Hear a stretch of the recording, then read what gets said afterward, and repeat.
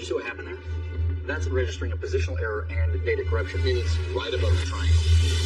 We are getting the 1.6 gigahertz coming straight from the drill site. Right now, they cannot get the beacon to sync.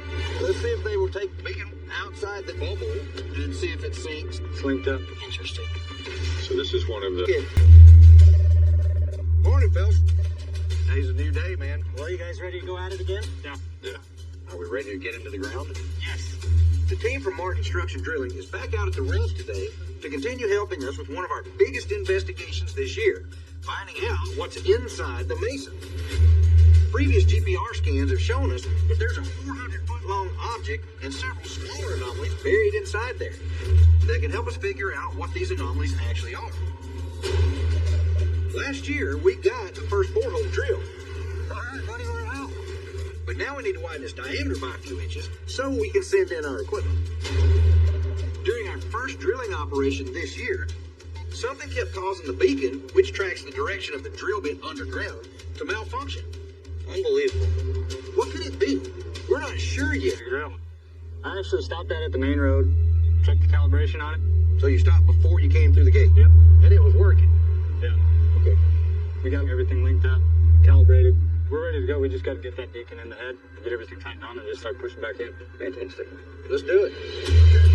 When these repeated issues with the drill beacon started happening, our first thought was that it was somehow connected to that unknown massive object in an easier explanation.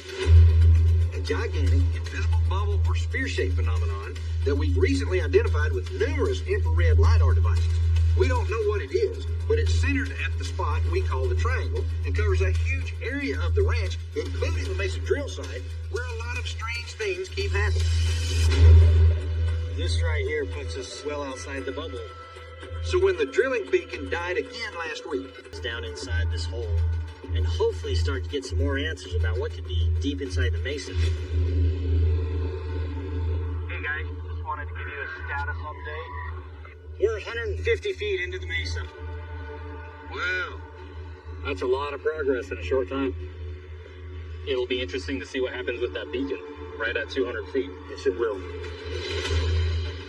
The 200-foot mark is, could they be connected to the buried objects in the mesa, or the bubble, or some combination of both? Hey guys, you got a copy? Yes, Thomas, go ahead. We're about to hit that 200-foot mark where we lost the beacon signal every time last year. Copy that? We'll see what happens. Look at that. Eric, we do have the 1.2 gigahertz signals that has never been there before until this year. Now this is really strange. Eric broadcast a 1.2 gigahertz signal 2 weeks ago as a baseline signal to monitor during an experiment focused on the bubble. He just wanted to see if the signal would be interfered with. And believe it or not, something or someone cloned the signal and started broadcasting a duplicate one back at us. What the hell is going on? We're not broadcasting any signal. So where was this one coming from? In the antenna pointed right at the drill site. And we still have that 1.205 one. So what is doing it? It was because they were coming from the spectrum analyzer antenna that we had pointed directly at the mesa. So is it possible that they were coming from the objects buried inside there? Thomas, be advised, just as you were coming into that spot, Travis detected a couple of signals that just showed up down here. Literally just showed up. It's very interesting. It seems like deja vu. yes it does. Copy that. Well, we're gonna keep... Yeah, Thomas, go ahead. We are... I've seen the drill head come out of the top of the mesa the very first time. I can't wait to see it again. That will be our first indication that we have a clear pathway from which to start the reaming operation. We definitely cut through some material right here. We can hear it down there churning away. Yeah, he's coming right now, so. Awesome. The drill bit is through the top. All right, Bearcat, you're good to go ahead and start corkscrewing her on out, bud. We're gonna get that head off, and we'll get that reamer on, and we'll get to opening this hole for you. All right, I'm excited to start reaming. Yeah, I am too. After spending more than a year dealing with the strange setbacks while working to get borehole 1 finished, there was a huge sense of relief as the drilling team began the reaming process. Hey, Eric and Travis, Yeah, go ahead. they're ready to go ahead and fire up the drills. Let's get underway. Copy that. Alan, we got water. You go ahead and start taking her, bud. Hey guys, drill bit's rotating and descending into the hill. Sounds like the washing machine. Hey, Eric, look at this. That's a strange signal. This is at the beacon frequency. Okay. Unlike the regular drill bit, which contains a beacon that emits a 34 megahertz signal, the reaming bit has no beacon in it, so there should be no signal for us to detect.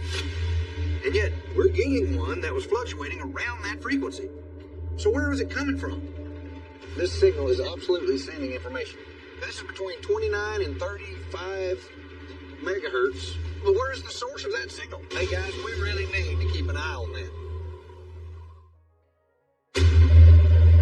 Hey guys, what's the good news? Well, it's going. It's moving. Slow. Whatever we're in right now it's really hard. Despite the strange signals we detected, we had really hoped that the reaming process in borehole 1 would move fast, since the drillers were simply widening an existing hole. A lot of progress down the hole. How far? We're about 30, almost 40 feet in. 40 feet from the top. Yeah. And you haven't made much progress at all there. No. Dang. It's real hard. What would be the normal rate? Normal, I'd say 5 to 10 foot a minute. Oh, wow. Oh, man. Okay, there's something unusual going on. That makes no sense. Wonder what's in there is causing it to be so difficult to ream. You guys have a plan of ways that we could possibly speed it up? We have different style reamers that we can try to speed things up. So does that mean we'll go to a slightly smaller hole then? Yeah, the 10-inch hole. Right now you're at almost 12.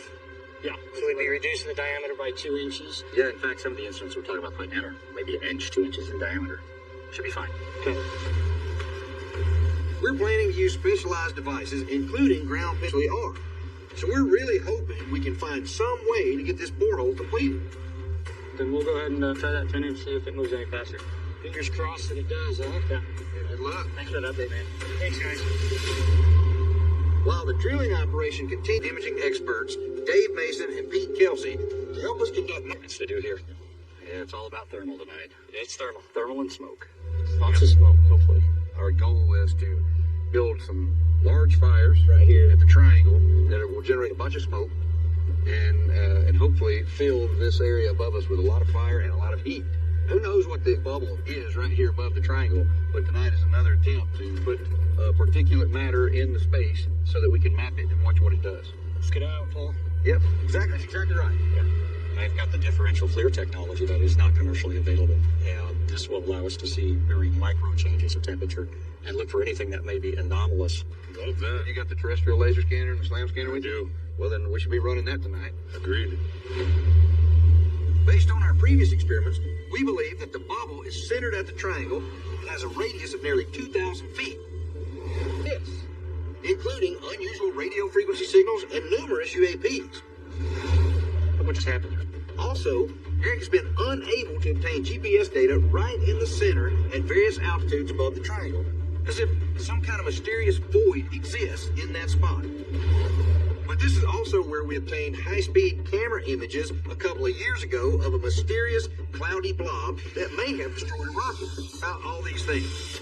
We place these receptacles in a place where we hope the smoke will be drawn right up to that region that we want it in. Avalon Fire Department will be here in a little bit to help make sure that we do this safely. Yeah, so let's get to work.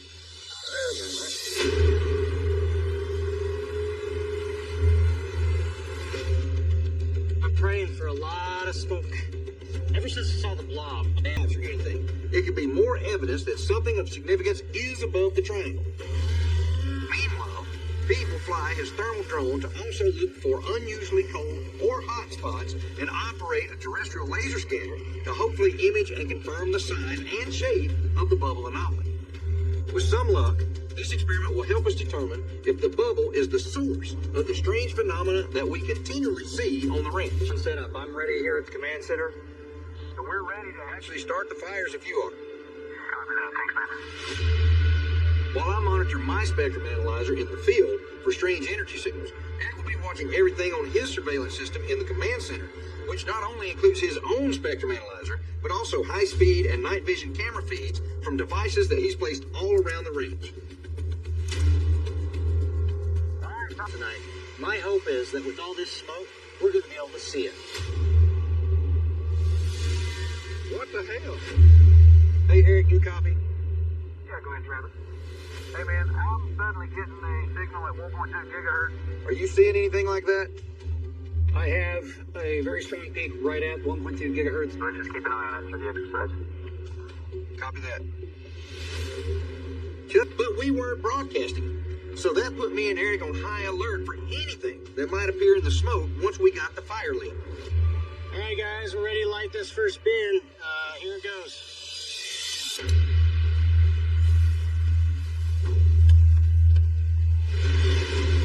There it goes. Burn, baby, burn. Oh, pretty good. Yeah, we sure are. That's a lot. That's a lot of hot air.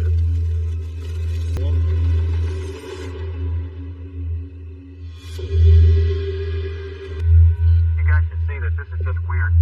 This cold vortex in the heat. David, that is really interesting. There's another one. In the flare, we're picking up these guard zones, these cold vortexes in the heat.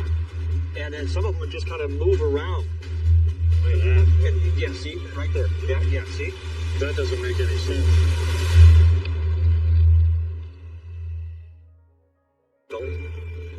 Get multiple now. Yeah. I don't have any eyes on him. Right there. There it is. Good shoot. It stopped. Rocket went straight up. Chute has deployed. And it's sitting still right over the triangle. What? Look at that. It's not even moving.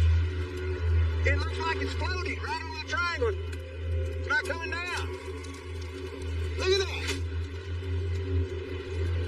It looks like it's suspended in the air. It ain't even falling. What the hell? That is insane. Now it's moving. Yeah, it's coming down now. It's gonna come right down on top of us. I couldn't tell at the moment what caused it, but something clearly made that rocket freeze midair a couple hundred feet high for several seconds. There was literally no wind. Look at that. There's that cold thing again. Yeah, look at Oh, you got a vortex. We're getting stuff here showing up on the differential where it's just cold temperatures above the flames. That's fantastic. And it's repeatable. It keeps doing it. Keeps doing it. That's great stuff. Yeah, something repelling the heat. And look how it, like, you can tell how it moves, like it's resisting. Yeah, it's great stuff. When Dave Mason showed me another cold anomaly that appeared in moving through the smoke, seemingly pushing the heat away like it was a physical object. Hey, Eric. Yeah, Travis, go ahead. Dave Steele got on his differential flare a cold vortex going straight up from the flames. All the way up to probably about 200 feet high. Look at that, David. There it is. That's Look at that. I cannot wait to see that. Oh, what we got here? Hey, Eric, do you copy? Yeah, Travis, Go ahead. I'm getting a signal at 1.6 gigahertz. I was wondering if you're seeing it with any of your equipment. I'm dialing in on it right now, So, Travis, I'm looking at the spectrum analyzer. and I do show a peak right at one. That is really interesting.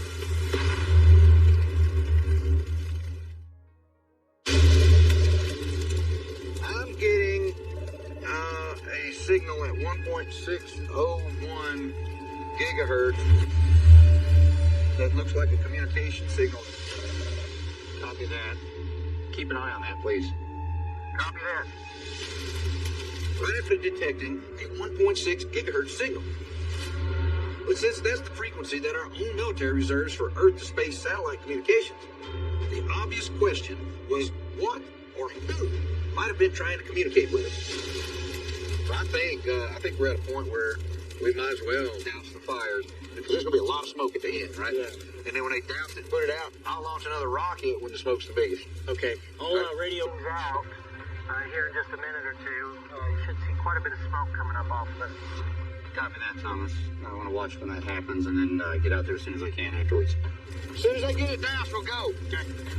The flames are putting out a lot of smoke. But we wanted to get even more up into the air to see if it would reveal any other anomalies within the bubble before I launched one more rocket. Smoke looks good. All right, Tim. 5, 4, 3, 2, 1.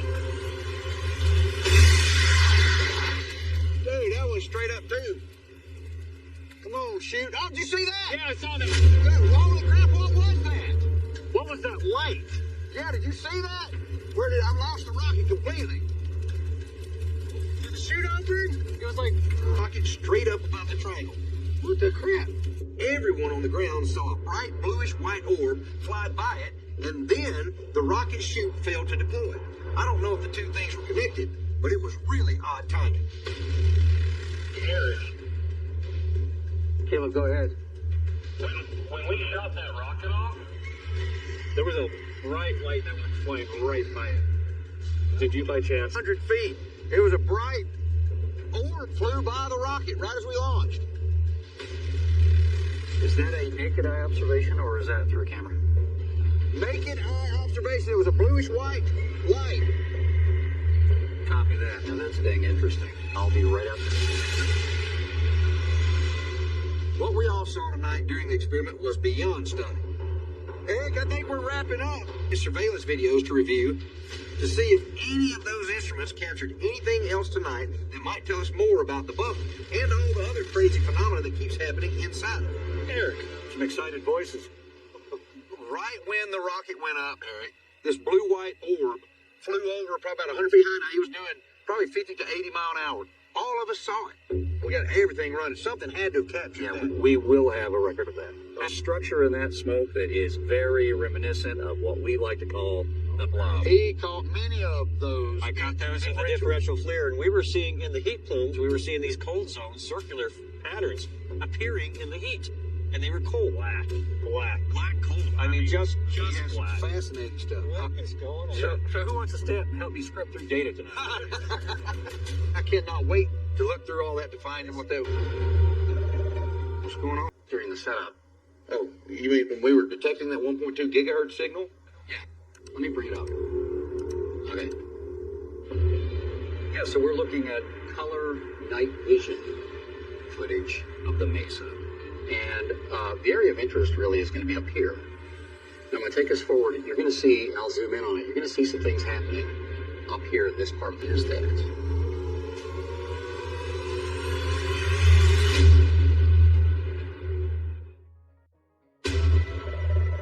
Okay, this kind of thing really illustrates the challenge we face whenever we see stuff over the mesa.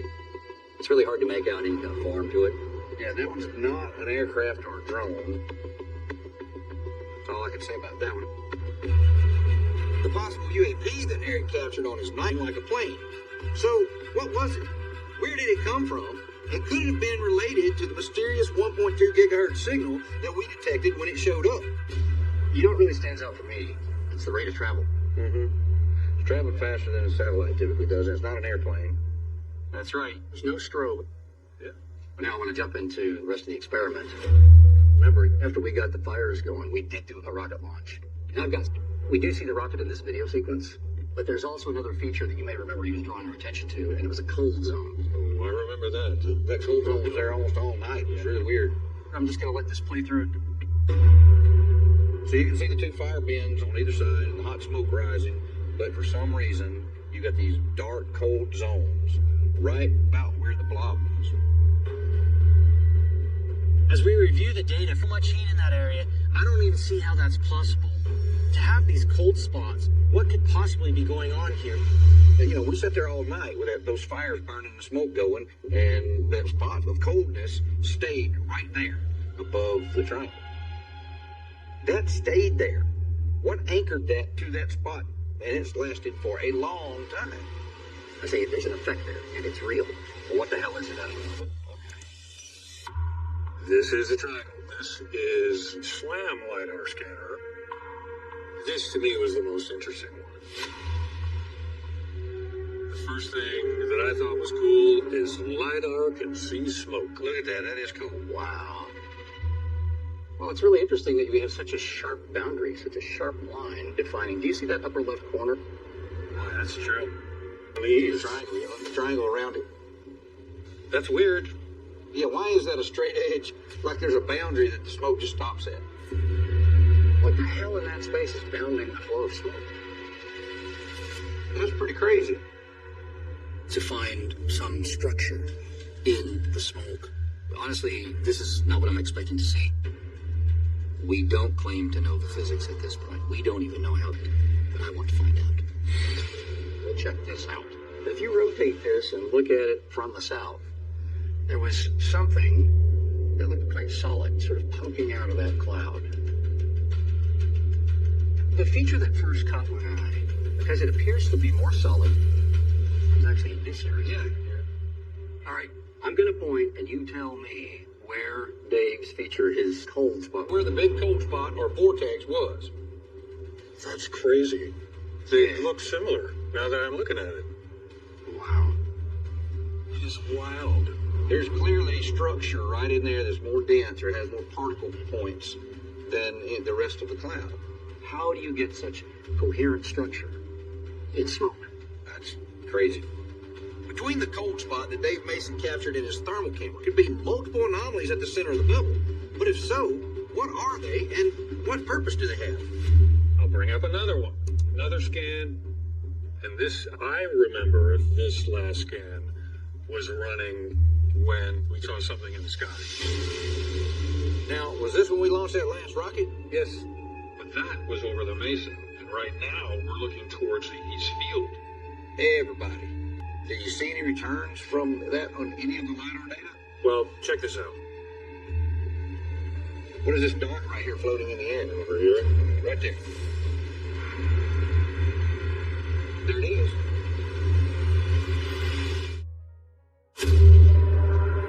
What is this dot right here floating in the air? Everybody on the ground saw this. It was so bright. Yep. It's a visible light phenomenon with so many witnesses. What is this dot right here? I fully expected to have multiple angles of whatever this object was in a video record. But clearly, while none of the camera assets caught this thing in the field of view, I was convinced we would have had it in multiple cameras. yes, we do have a potential match to that very bright light in the LiDAR data. How's that possible? The rest of the data. We did a lot of scans. I'm just going to show you one more because this is the really interesting one. I'll just come around to the launch site. Okay, so what are we looking at right there? This, I believe, is the rocket. The rocket, huh? And this is a total mystery, once again, in almost the same spot, going well up into the sky. Is that the edge of the bubble? Yes. All right, so this is looking straight up. Straight up. Yeah, this is looking straight up, and there's the top of the bubble. You can see the rings. Look here, it's so you can see this ring right here. There's the central point. There's another ring here, there. Look, there's an outer ring here, and then you can still see it. You can see the walls of the bubble. Look, see, here it is. It certainly gave us more data on possible anomalies above the triangle. But just like Pete's LiDAR data from 1 year ago, we now have repeatable, hard evidence that a massive bubble-shaped phenomenon is encompassing the entire area. Now, we've got to figure out an experiment to determine what it is and what these weird things inside of it could be. This was a fascinating experiment. We've got a cold blob floating in the air that doesn't move. We've got people. It's crazy. So, Eric, maybe you were right. Where there's smoke, there is fire. This time for sure. And more. Yes. So after looking at all the data, I wondered what follow-up do we feel is appropriate? I'm going to reach out to Lock Precision and see if they have some slightly larger rockets, large enough to put better instruments in, and maybe we could plan an experiment around that so that we can do a launch and track the launch all the way up, and then all the way whatever we can think of, we'll throw at it. Yeah. All right, guys. All right, I'm going to leave you with it, Eric. That was amazing. We've seen the cold spots and other interesting features above the container fire, which, quite frankly, I don't fully understand. You know, we're just continuing to see activity in that region. So my hope is that as we continue to collect the data we will have a better understanding of what we're dealing with here. I'm convinced that and who knows, if we can crack this mystery, it might also help give us the answer to what's inside the mesa. For years, the mysterious triangle has continued to be a center of gravity for high strangeness and some of the most compelling evidence observed and documented at Skinwalker Ranch. As we commence this next chapter of the investigation, the triangle and its region continue to baffle, key to finding answers as to what may lie above Skinwalker Ranch.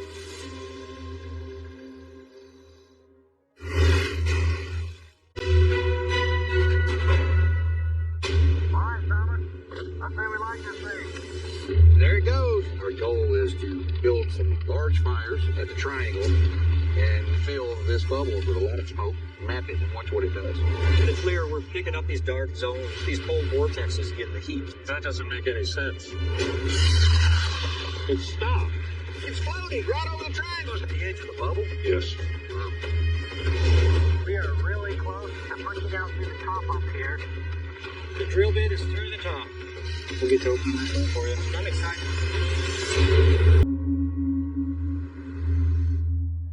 I don't even think it's moving that fast. You're crawling at inches. Yeah. Have you seen any kind of hint that it might speed up? Or are we looking at this pace for a while? There's honestly no telling. Why don't you shut him down for now, and let's get with the guys. Okay. Oh, there's Thomas. Yeah, Thomas, what's up? I need you guys to come up here and meet us. We need to have a discussion about the progress on this drilling. Are you kidding? That sounds ominous. We'll be right over. Nothing in our investigation on Skinwalker Ranch has gone the way we expected, especially the bizarre struggles we keep having to complete the first of 2 boreholes. So, these guys are making progress, but it's inches an hour, and there's no telling if it's going to soften up or free up. What do you reckon could be doing it? It's like there's some kind of phenomenon or something inside the mesa here that's harder than anywhere else you've ever drilled. Yeah. Last year, we drilled a 600-foot borehole just east of where a ground-penetrating radar scan detected a huge object and several other anomalies buried inside the mesa, and back down through it from the top.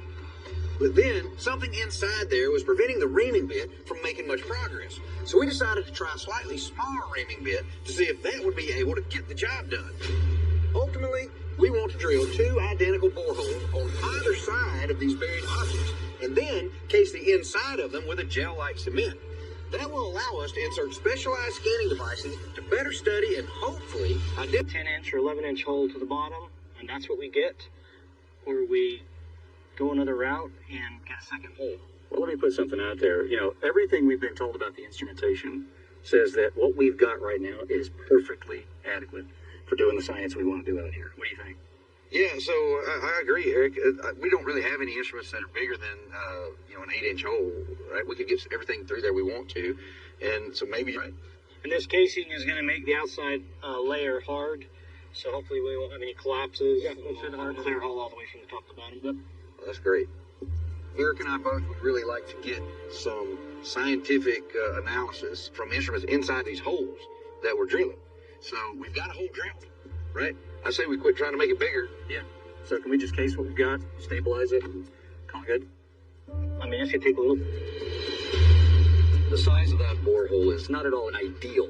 However, we can just stabilize the hole as it is and use the channel that we've already cut into the mesa to insert all kinds of instrumentation to study whatever this anomaly actually is.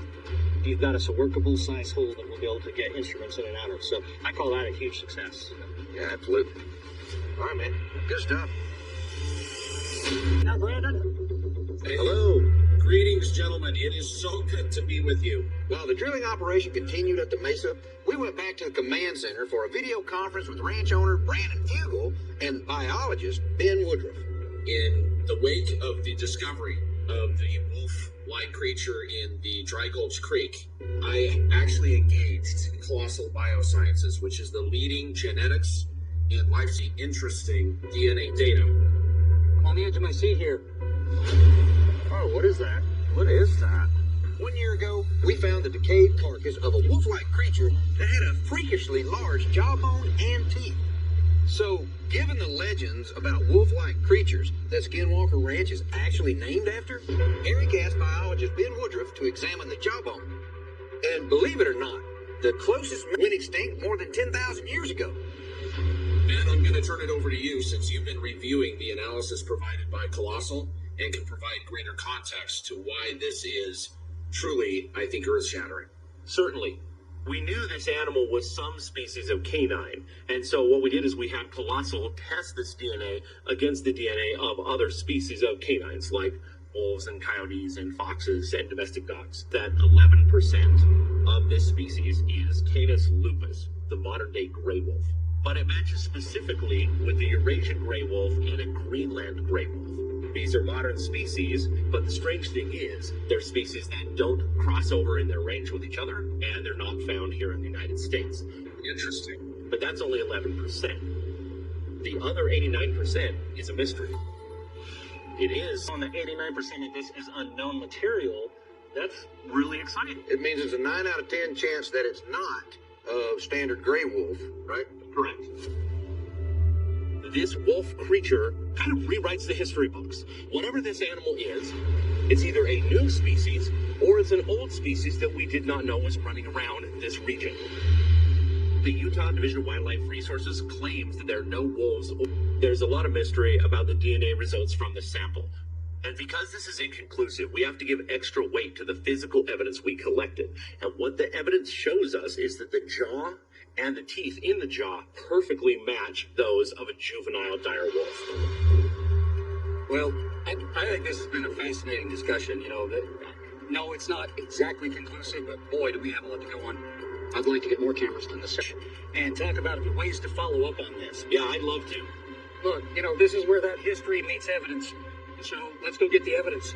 We'll be in touch soon. Sounds good.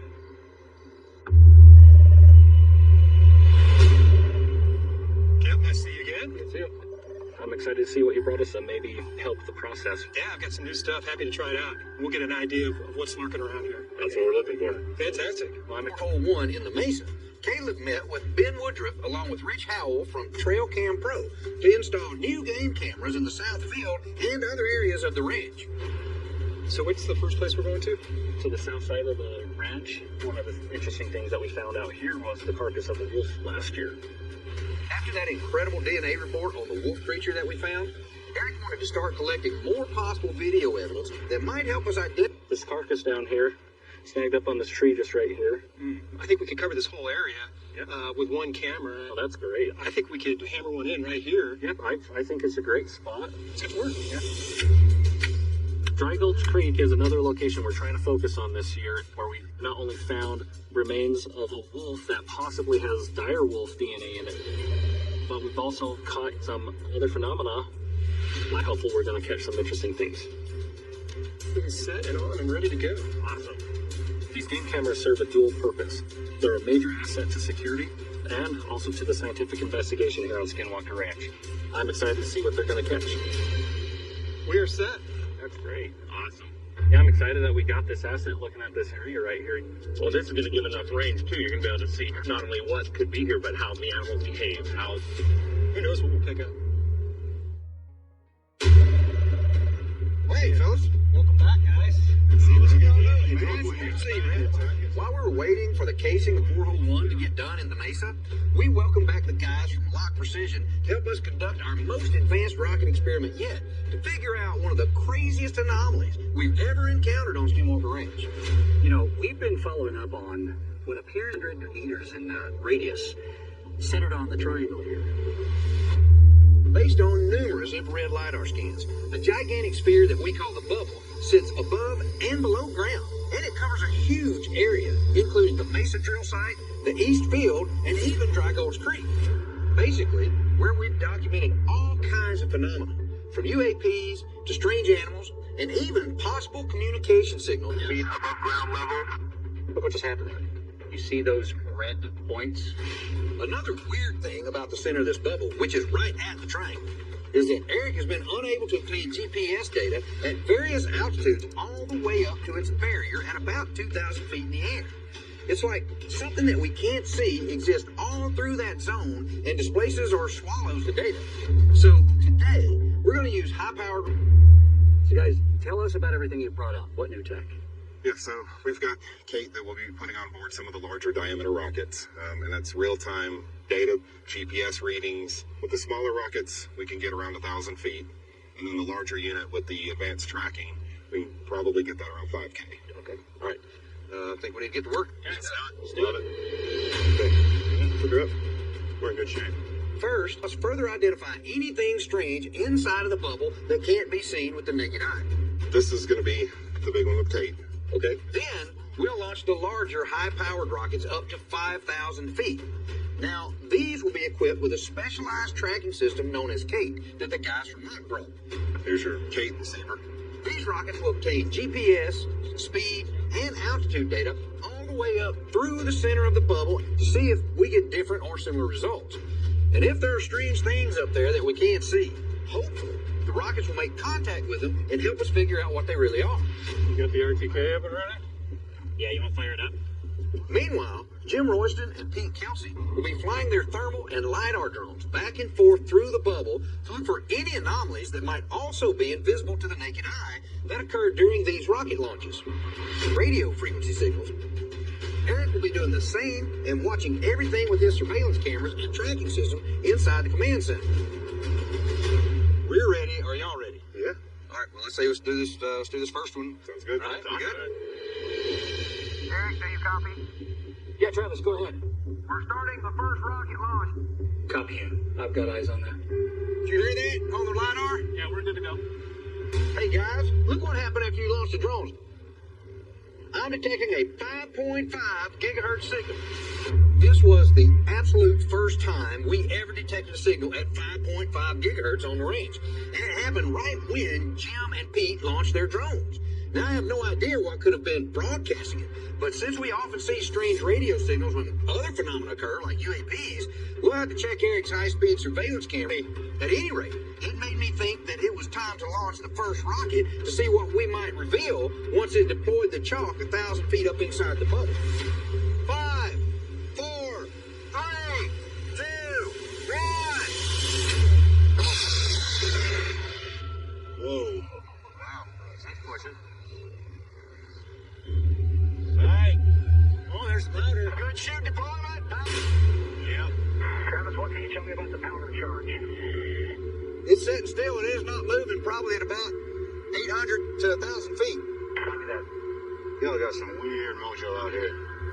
Winds up at that altitude should have dispersed the chalk into a much bigger and wider plume or cloud, but instead, it just sat still in a tight formation for several seconds. It's through the strange void zone above the triangle. On its descent, it froze mid-air a couple hundred feet high in the same general area where this chalk was acting strangely. It's very faint and diffused, Eric. It's probably at 400 feet now. So, is there something invisible inside the bubble that made the rocket and now the chalk plume freeze in midair? And could it be what's blocking us from out? Hey, we're going to the pad. Be advised, Eric. We are preparing the next rocket launch. Okay, Travis, while we're setting up for the next launch, I'd like to know if you've got eyes on 1.6. Holy crap, there's a 1.6 gigahertz signal now. Incredible. This is insane. There's a 1.6 gigahertz signal now. 6 gigahertz signals. And looking at the spectrum analyzer, it's coming from the antenna pointed right at the triangle. Sounds like a target laser. These 1.6 gigahertz signals were much more familiar. We detect them a lot when UAPs appear in the sky, and they possibly could be some form of communication. Well, I'll keep an eye on it. We've got the big rocket on the pad. Are the cameras in position? Cameras are in position. The signals were coming from... So, could that be where it was coming from? This will be the first heat sensor package test. That is perfect. Keep me posted. It was time to launch one of Locke's larger rockets equipped with the Kate system to hopefully find out. Hey guys, be advised, we are ready for launch whenever you guys are. Travis, I'm going up. Go. Yep. Taking off. 4, 3, 2, 1. Now that's a rocket. Wow. Holy crap. She's still going. Travis, can you confirm that shoot? Eric, be advised, it is straight up over the tents right now at about 4,000 feet above the triangle. Copy that, Travis. Looks like it's going north. It'll come down over the mesa. What happened? What elevation was it at when it hit the free fall? About 3,200 feet. Look at it coming down now all of a sudden. Wow, it's dropping like crazy. Eric, when this thing got to 3,200 feet, it started dropping like a rock. It doubled in descent speed.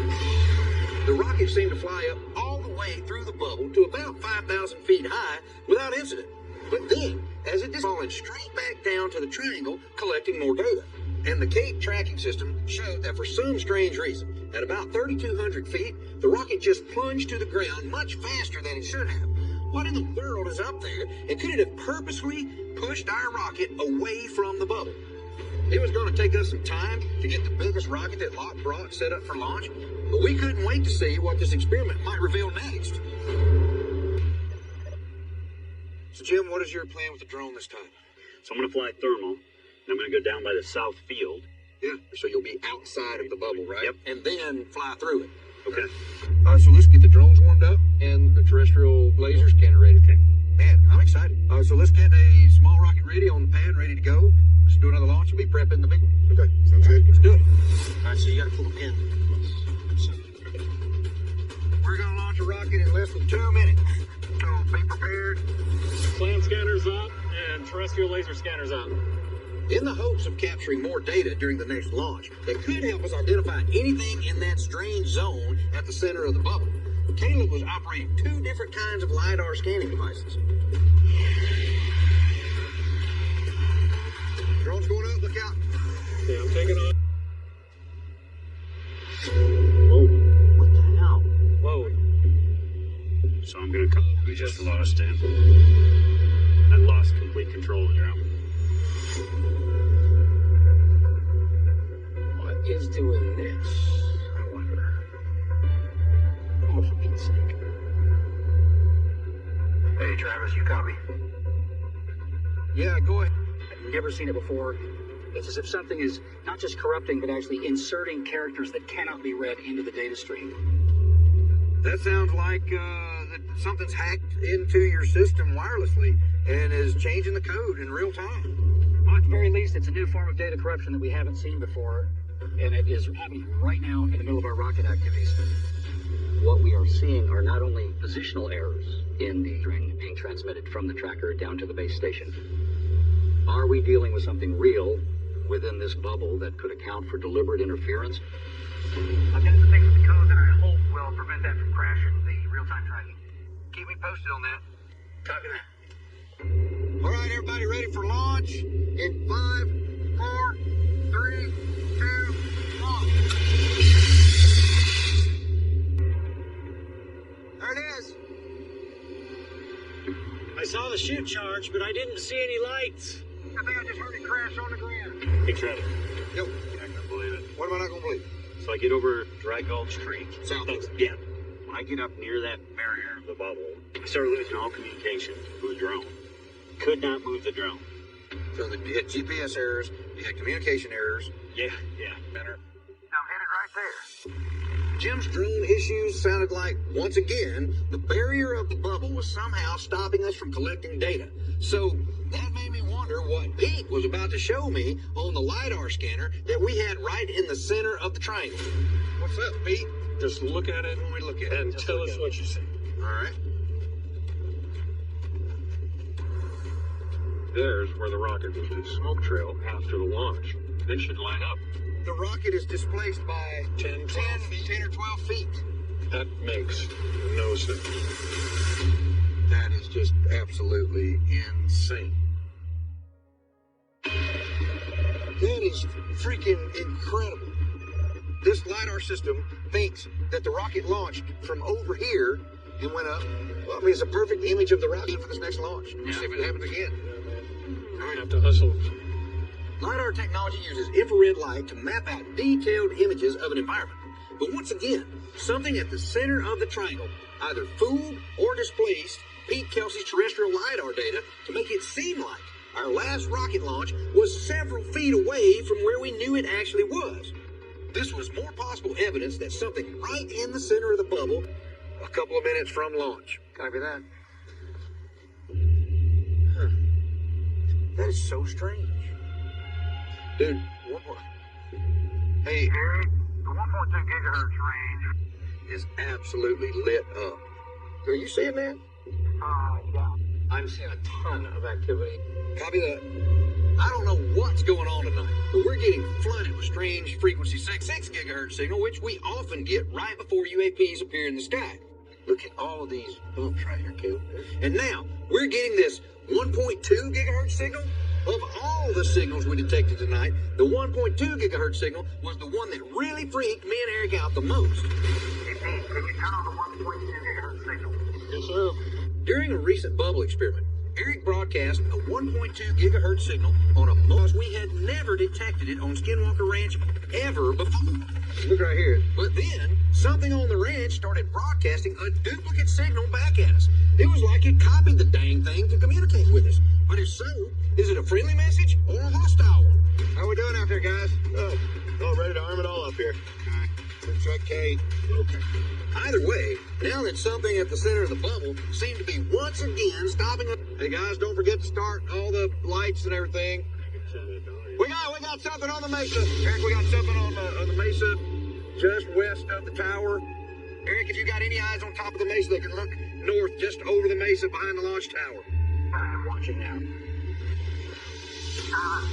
Please be advised, I do show a moving point of light That is to the north and west of the... My thoughts are turned to the very peculiar timing of when it showed up.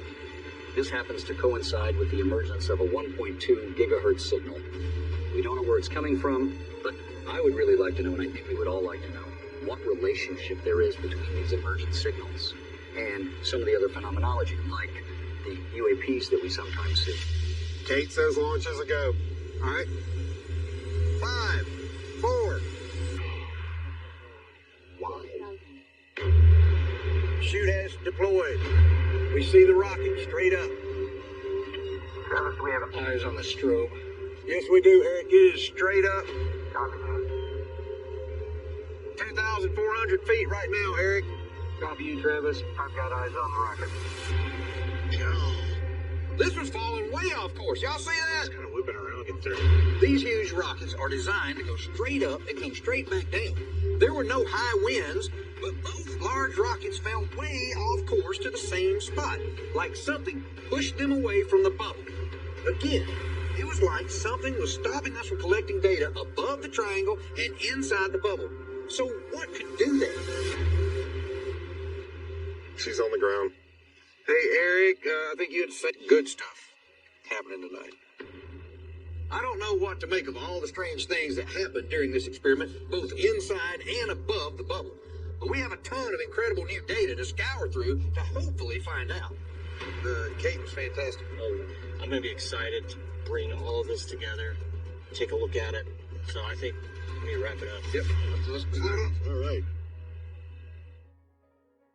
Data from the rocket launches with Locke. It was a very active night. Remember, there's just a lot going on. After spending most of the next day crunching all the data from our rocket experiment, Eric called us into the command center to review everything. Definitely makes me curious about what you've got for us. You know, there are a lot of points of interest for this experiment, like the powder release from the rocket. Yeah. But I found much more in the data I want to show you. Yeah, so this particular sequence was taken during the day, looking out towards the mesa right before you launched the first rocket. And I want you to tell me if you see anything here before I prompt you. Oh, right there. Okay. Don't see it. Yeah, it's right here. Yeah, that's it. See that light? Well, I barely see that. This is good. Right before we launched our first rocket yesterday, we detected that strange 5.5 gigahertz signal on our spectrum analyzers. We didn't see anything in the moment, But could this UAP that Eric captured with a high-speed camera be the source of it? So let me move this back just a bit. Now, see what's happening? So if we scrub through it, you can see what's happening here? There's definitely movement.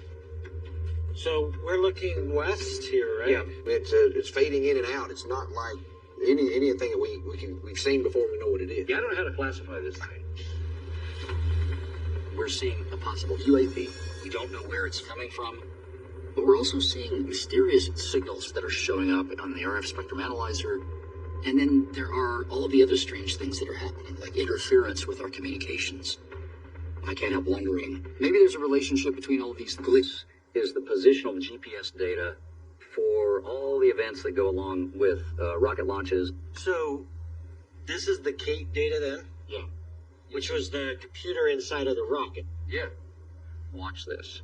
So you guys see the launch. We are at the triangle, center of our bubble, and look what happens here. Wow. Oh wow. That's crazy. Didn't do this. Yeah, it did not do that. Went straight. Yet, nevertheless, according to a very sophisticated rocket tracking system, that's the path that rocket took. There's an abrupt change of direction. That rocket did not do that. Now look at this. Green coloration means that we have a stronger link between the K system aboard the rocket and the receiver on the ground. The red end is as weak as it gets. But so what that means is that rocket goes straight up above the triangle.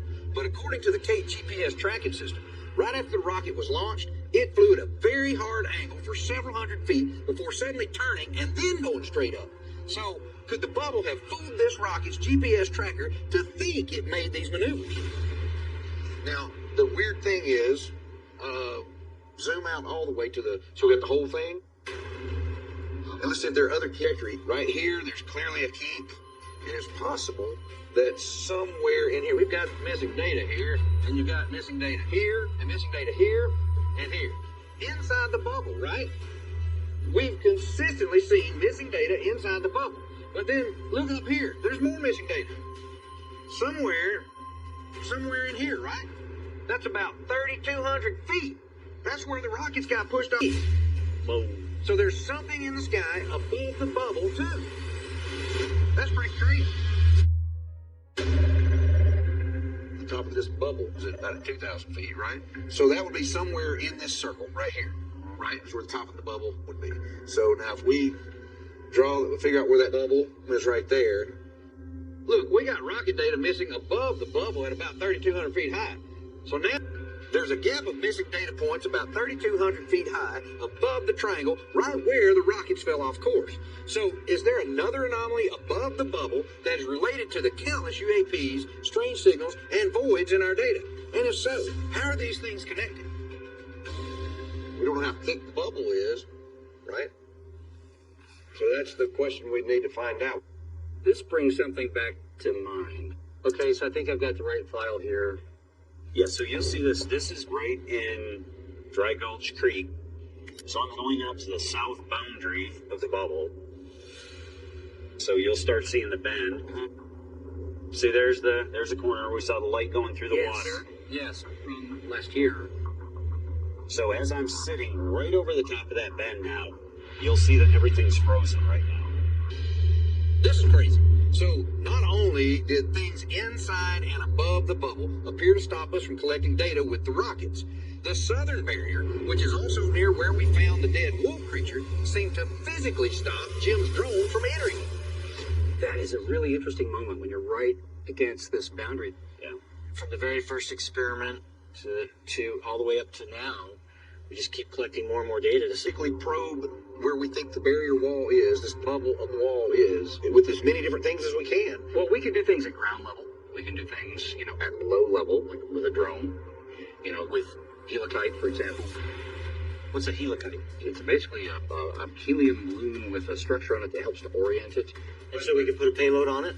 Yes. Yeah. Yes. And one of the reasons I'm bringing up the helicite is that it gives us something that's missing from these, exactly where we want it, and we can dwell there for, minutes to hours. I like the helicite idea. I think we secure one and go forward with that. Yeah. Awesome. Let's do it. Okay. Thanks, guys. A lot of our efforts are focused on judging whether we're dealing with something real or simply artifactual within our data when we're talking about this bubble. We need to employ everything. We did missing data and the weird signals we detected this week. It feels like something on Skinwalker Ranch is trying to discourage our investigation. Well, let me tell you, it's all having the opposite effect. And we're not going to give up until we have all the answers. The GPS malfunctions, the electromagnetic anomalies, the equipment malfunctions that continue to persist at Skinwalker Ranch all point to the bubble. As we charge full attention on Skinwalker Ranch.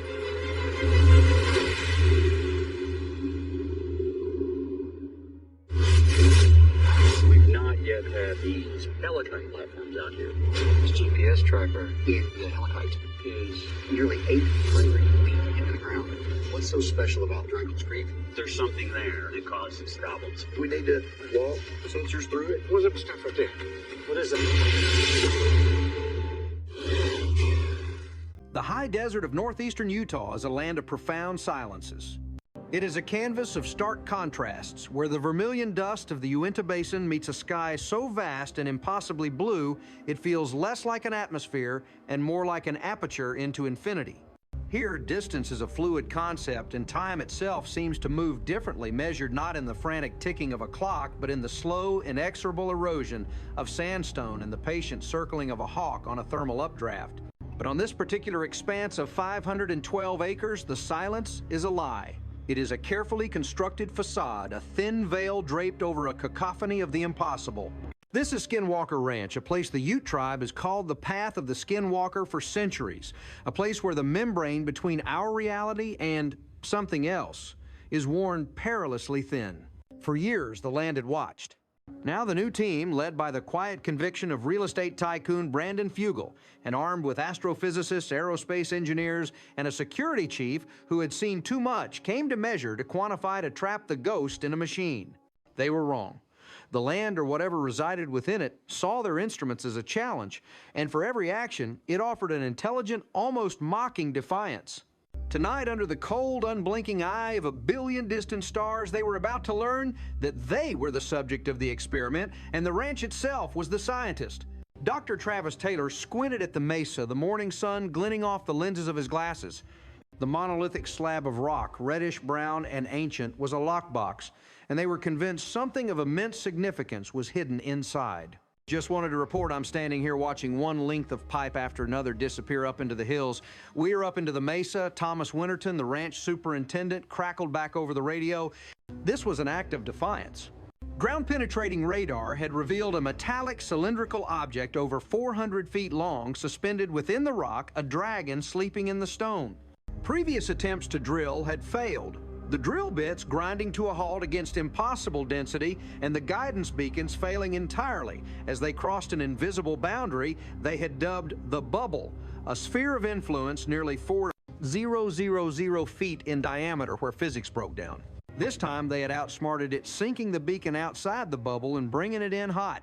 As the drill approached the 200-foot trouble spot, a thin, impossibly sharp spike appeared on Eric Bard's spectrum analyzer, 1.2 gigahertz.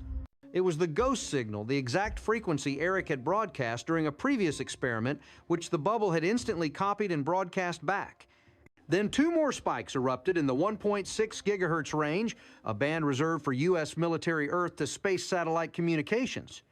Two distinct signals designed to pierce the heavens were emanating from solid rock. The team pushed on, and after hours of grinding, they broke through, drilling a pilot hole clean to the summit. But as they replaced the small drill bit with a massive non-powered reaming bit to widen the shaft, the phenomenon escalated. The deactivated beacon's frequency, 34 megahertz, returned, but the signal was warbling complex, broadcasting a data stream from the solid, non-electronic reamer itself. A non-powered piece of steel chewing through rock was talking back. Later that afternoon, Thomas returned, grime-streaked and frustrated. It's not moving. It's like the rock healed itself and came back stronger. The resistance had become impossibly hard, defying the reamer. The dragon in the stone was awake, and it was starting to talk. It was setting its own terms of engagement. While the slow, arduous battle with the mesa continued, another experiment was being prepared, one that approached the ranch's central mystery from a completely different angle. The plan was deceptively simple: build two massive fires in the geometric center of the bubble, a spot they called the triangle, and paint the void with smoke and heat to reveal the invisible structure. As the first fire roared to life, Eric instantly reported the return of the 1.2 gigahertz ghost signal. It was watching. Dave Mason, with his differential flare thermal camera, gasped. Floating in the heart of the fiery plume were distinct swirling vortexes of pure black pockets of intense cold appearing spontaneously inside a column of air heated to several hundred degrees. It was a violation of thermodynamics, as if something was actively canceling out the heat, repelling it with a force field. Travis, stunned, launched a model rocket directly at the anomaly. The rocket, climbing at over 100 miles an hour, suddenly stopped hanging motionless in midair for 15 seconds in blatant defiance of gravity before slowly drifting down. It had entered a pocket where the rules were different. As the second fire was doused, creating a massive plume of white steam and smoke, Travis launched a second rocket. A brilliant searing orb of bluish-white light shot through the smoke cloud, moving at an incredible speed, passing directly by the rocket's trajectory. The rocket never emerged. It was simply gone. Later, reviewing Pete Kelsey's LiDAR data, the 3D map of the smoke plume revealed a coherent structure with sharp defined edges contained within an invisible box. And then Pete filtered the sky scans, revealing the unmistakable structure they had been hunting: a massive dome, a perfect curved wall that arched over the triangle. They had painted the void, and it was a cathedral of the unknown. The revelations from the smoke experiment left the team in a state of agitated wonder. The bubble was no longer a theoretical construct. It was a proven dynamic and reactive structure. They immediately prepared a frontal assault, large, powerful rockets carrying the sophisticated real-time Kate sensor system designed to punch through the 2,000-foot ceiling of the dome and explore the airspace above it. As they prepped the first Kate rocket, Eric detected the strong return of the one. 6 gigahertz military satellite frequency. It's talking to its friends. Travis muttered darkly, feeling a primal sense of trespass. The large rocket soared, punching through the dome's ceiling and reaching its apogee at 4,800 feet. But on the descent, the data showed a catastrophic error. When it hit 3,200 feet, the descent rate doubled. It's falling like a rock, Eric reported. It's like something pushed it. It didn't want us collecting data on the descent back through the bubble. A subsequent drone flight over the dome resulted in immediate chaos. The drone was hijacked, piloted by an invisible hand, directly to the 2,000-foot ceiling, where it stopped, tilted its camera down to stare at the team, and then simply vanished from existence. The most staggering discovery came from the LiDAR data. The rocket on the launch pad was being recorded as 10 feet to the left of its actual position. "Something is bending the light," Travis Pete said, pale-faced. "It's creating an illusion. It's fooling the laser." It was a localized distortion of space. Analyzing the GPS track of the Kate rocket confirmed the unsettling truth: the bubble hadn't just jammed the signal. It had fed it a lie, creating a completely false trajectory for the tracker. A sophisticated act of technological gaslighting. The ranch wasn't just a location of strange phenomena. It was an occupied territory. Amidst the high-tech strangeness, a more primal mystery was unfolding. A year prior, a desiccated carcass of a canine had been found in Dry Gulch Creek. The jawbone was freakishly large, looking like something from a prehistoric nightmare. Now the DNA results were in. Ben Woodruff, the consulting biologist, explained the confounding results. 11% matched Eurasian and Greenland gray wolves, modern species not found in Utah. The other 89% was unknown material. Furthermore, the morphology of the jaw was a perfect match for a juvenile Canis dirus, the dire wolf, a creature believed extinct over 1,000,000 years ago. This discovery, rooted in biology, was a physical impossibility, a creature from a lost world, reinforcing the theory that the bubble was a zone capable of bending not just space, but time itself. New game cameras placed in the gulch soon captured a chilling audio recording at 3:33 a.m., a low guttural breathing accompanied by a 40-degree localized temperature drop and a shimmering cold haze that distorted the air in front of the lens. The phenomenon was adapting, becoming proactive. The tipping point came during the drone incident. The invisible intelligence had moved from passive interference to active confiscation, making it clear they were in direct, unacknowledged conflict with a vastly superior intelligence. The constant eerie phantom signals emanating from the mesa, the mimicked beacon frequency, and the military satellite bands suddenly vanished. After more than a year of constant broadcasting, they simply winked out of existence. The silence was more unnerving than the noise. The breakthrough came without warning. The impossibly hard layer within the mesa, which had defied the drill for months, was gone. The 10-inch reamer broke through. They had breached the Dragon's lair. The Cerberus probe Eric Bard's masterpiece, a hardened cylinder packed with a sophisticated array of sensors, was immediately lowered into the borehole. At 400 feet, the camera went online showing a vast open space. The rough rock gave way to something impossibly smooth and dark. They were inside a cavern, not natural but constructed. Suspended in the center of the cavern was the source of the anomaly. It was not a ship, but a vast crystalline geometric structure, a lattice of intersecting planes that folded in on itself in non-Euclidean ways. It pulsed with a soft, shifting, cold blue light, a living thought given physical form. As the probe drifted closer, a new signal appeared on Eric's spectrum analyzer, a vast, complex tapestry of frequencies, a broadband signal that bypassed their firewalls instantly and began to interface directly with their network. It wasn't a hack, it was a handshake. Data flooded their servers, star charts of impossible orbital mechanics equations describing trans-dimensional travel and biological schematics, including the genetic code of the direwolf. It's a data dump, Eric stammered, fighting to save the torrent of information. It's giving us everything. The screen went black. The probe was dead. The broadband signal was gone. The entire ranch was electromagnetically inert. The Dragon had spoken, and then it had fallen silent once more.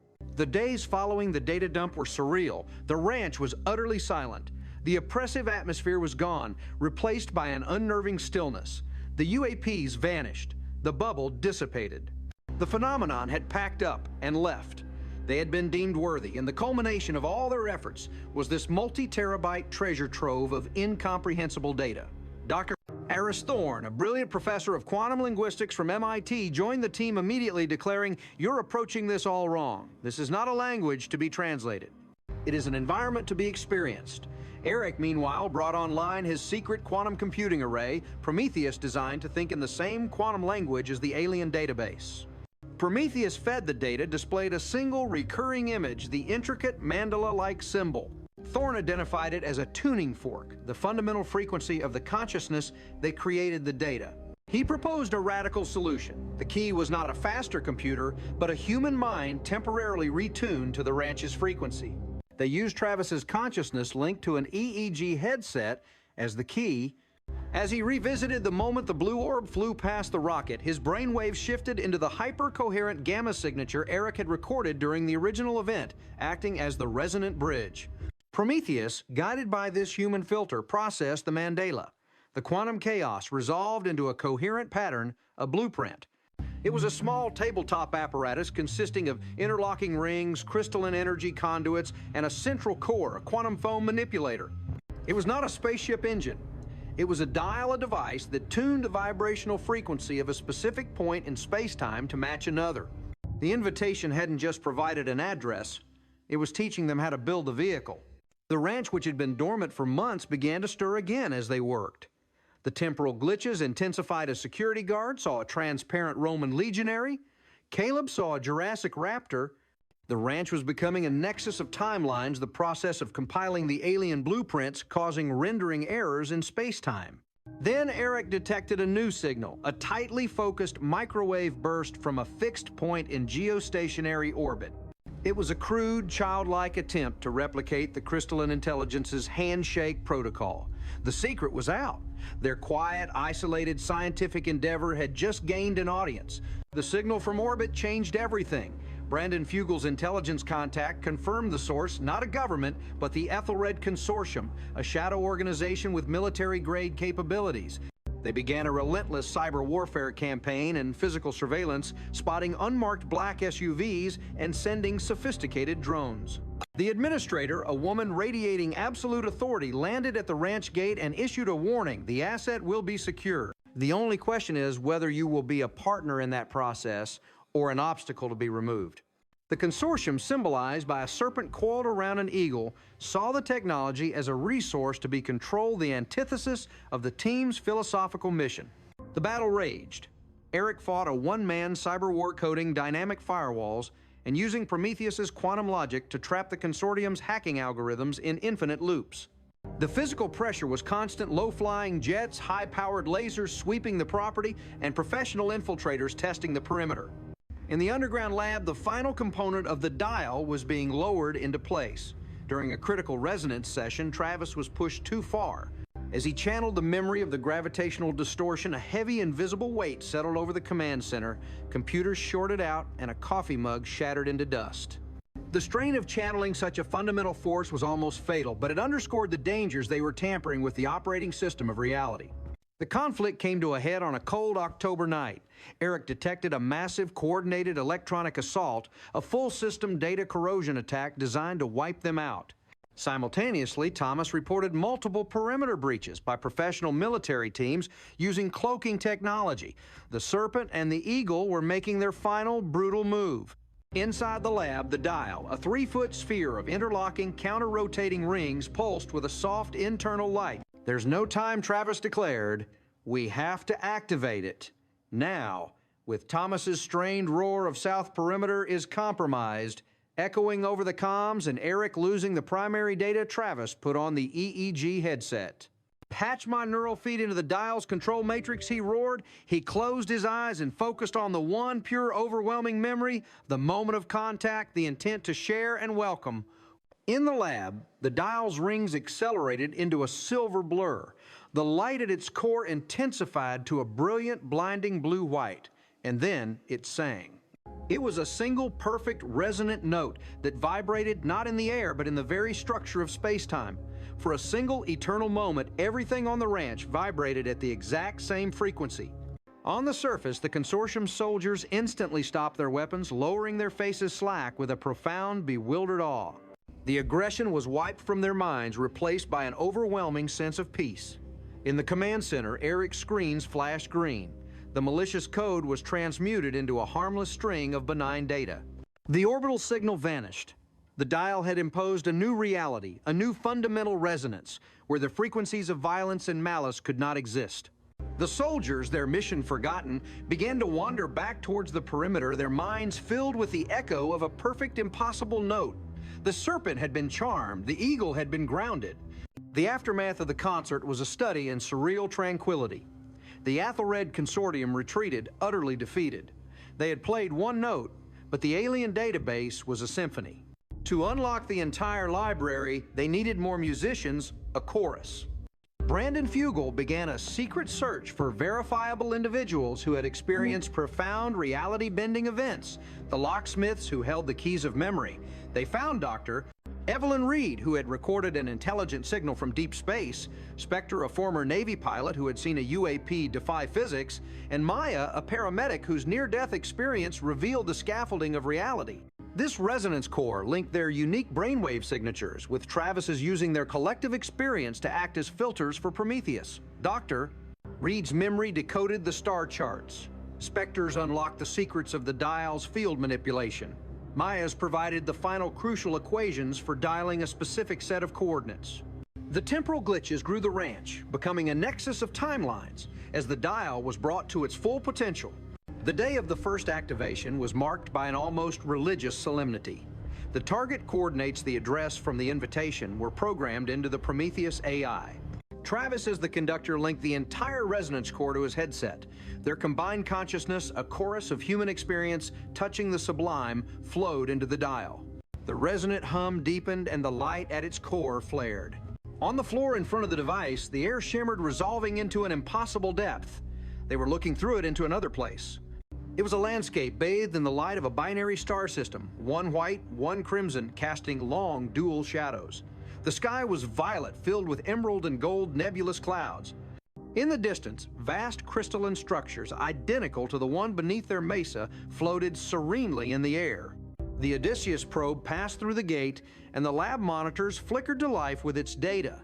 Through the quantum-entangled communicator, a signal came through, not data, but a feeling projected directly into their minds. It was a feeling of welcome, of patience rewarded, of a greeting, "You have arrived." Tears streamed down the faces of several team members. They had answered the call. They had found not a home world, but a universal repository of knowledge, a constructed hub where the floating crystals were libraries. The successful opening of the gate changed the mission forever. The ranch was now a port, an embassy. A few weeks after the first crossing, after extensive analysis, a new decision was made. The invitation was personal. Dr. Eris Thorne, his eyes filled with a lifetime of academic curiosity, volunteered to be the first human to consciously step into another reality. On a bright Utah morning, they activated the dial again. The window to the violet world opened. Dressed in a simple, sensor-laden suit, Dr. Thorne walked to the shimmering threshold. He paused, turned back to the team, and gave them a wide, beatific smile. "Tell them," he said, his voice filled with a profound and joyous calm, "that we're ready to listen." And then he took the first step. He walked through the gate, not as an intruder, but as a messenger, a representative of a young, curious species finally taking its place in a much older and vastly grander cosmic conversation. From the other side, through the quantum link, came his first transmission. It was not a string of data or a scientific observation. It was a single breathless word, a word that marked the end of one chapter of human history and the explosive, magnificent beginning of the next. Incredible. The word hung in the air of the command center, echoing the profound silence left by the closing of the dial. Incredible. It was a summation of everything they had worked for, and yet a complete failure of scientific reporting. Eric Bard, his knuckles white against the console, immediately shifted the quantum-entangled communicator into data reception mode. They needed raw, verifiable information. They needed Eris Thorne to stop being a philosopher and start being a physicist again. But what came next was neither raw data nor philosophy. It was a burst of emotion, a pure, terrifying awe that flooded the minds of the Resonance Corps, who were still linked into the system. It felt like standing on the edge of a cliff that dropped into an infinite void, a dizzying, beautiful terror. Then the emotional signature was replaced by a stream of sensory data so rich and strange that Prometheus struggled to categorize it. "He's sending back visual and audio," Eric announced, adjusting the decoders, "but it's high-dimensional. It's too much information for a 3D construct." The main screen, designed to display conventional video, fractured into a kaleidoscope of impossible colors. Shapes defied Euclidean geometry, light bent at right angles, sounds were heard not just through the air but through the bone.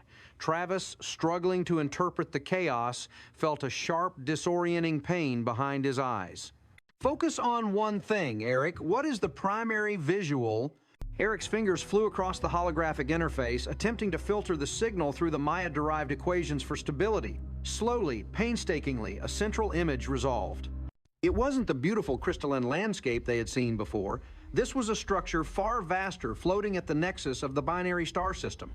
It was a Dyson swarm, not a solid shell, but a staggering network of orbital mirrors and habitats, a structure designed to capture nearly all the energy output of its stars. But this swarm was incomplete, ravaged. Massive blackened sections suggested a catastrophic war or an unimaginable energy failure. A funeral pyre built for sons was the nonverbal thought that flashed through Travis's mind, a stray echo from Eris Thorne's deep subconscious. The primary audio stream was equally unsettling. Beneath a constant low-frequency hum, the gravitational base of the massive structure was a repetitive, complex sound. It was identified by Prometheus as a signal, a repeating informational loop encoded in a non-Hertzian wavelength. It was a distress beacon. The crystalline libraries were an invitation, Travis whispered, linking the concepts together. But this is a graveyard. And they've been calling for help for a very long time. The transmission from Thorne suddenly intensified, then cut off. "I've lost the quantum link," Eric yelled, stabbing at the controls. "No, I've lost him. The quantum communication frequency has flatlined." A cold dread settled over the command center, far worse than the terror of the Ethelred assault. Eris Thorne, the first human ambassador, was gone. Brandon Fugel flew back to the ranch immediately, his private jet slicing through the Utah evening. The loss of Thorne was a devastating personal and professional blow, but the evidence of the Dyson swarm and the distress beacon was the definitive, unarguable truth they needed. It validated every sleepless night, every failed experiment, and every moment of doubt, yet it also changed the calculus from one of discovery to one of intervention. They had found the galaxy's most important secret, and that secret was a tragedy. The team retreated into a state of feverish analysis using the Prometheus AI to crack the distress beacon's code. Maya's memories of the scaffolding of reality proved crucial, providing the mathematical framework to simplify the higher dimensional information stream. After 3 days without sleep, Eric and Travis broke the main text of the beacon. It was a warning, a historical record, and a final plea. It spoke of the architects, the builders of the crystalline libraries, and the Dyson Swarm, a civilization that achieved perfect harmony with the fundamental forces of the universe. They learned to manipulate space-time, creating gates like the dial and using the crystalline structures which the beacon referred to as Chronos archives to store collective consciousness and historical data, effectively granting them a form of immortality. But then came the Void Weavers, a life form or anti-life form that did not use gravity or electromagnetism but operated purely on the principle of entropy. They were creatures of decay existing across the cosmic web, drawn to massive concentrations of order and energy. The Dyson Swarm, a monument to order, became a beacon for their destruction. The war was instantaneous and brutal, fought not with weapons, but with the fundamental principles of physics. The architect's crystalline knowledge could manipulate reality, but the Void Weavers could simply erase it. The final entry was chilling. We have stabilized the local Chronos archive on a Class M planet, hoping a nascent species may one day achieve resonance. We activate the final defensive protocol. May the next Guardians fare better. The defensive protocol, the bubble, the phenomenon that had tortured them for years, the field of broken physics, the signal jamming the direwolf's temporal bleed-through, was not a test, but a stasis chamber, an environmental quarantine designed to protect the Chronos archive under the mesa until humanity was ready. The direwolf was likely a rendering error, an ancient terrestrial life form momentarily pulled from the planet's past by the archive's collapsing space-time shield.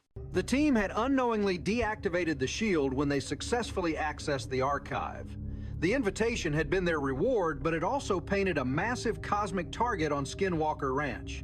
The quiet didn't last. The Aethelred Consortium, humiliated by the concert, had not disbanded.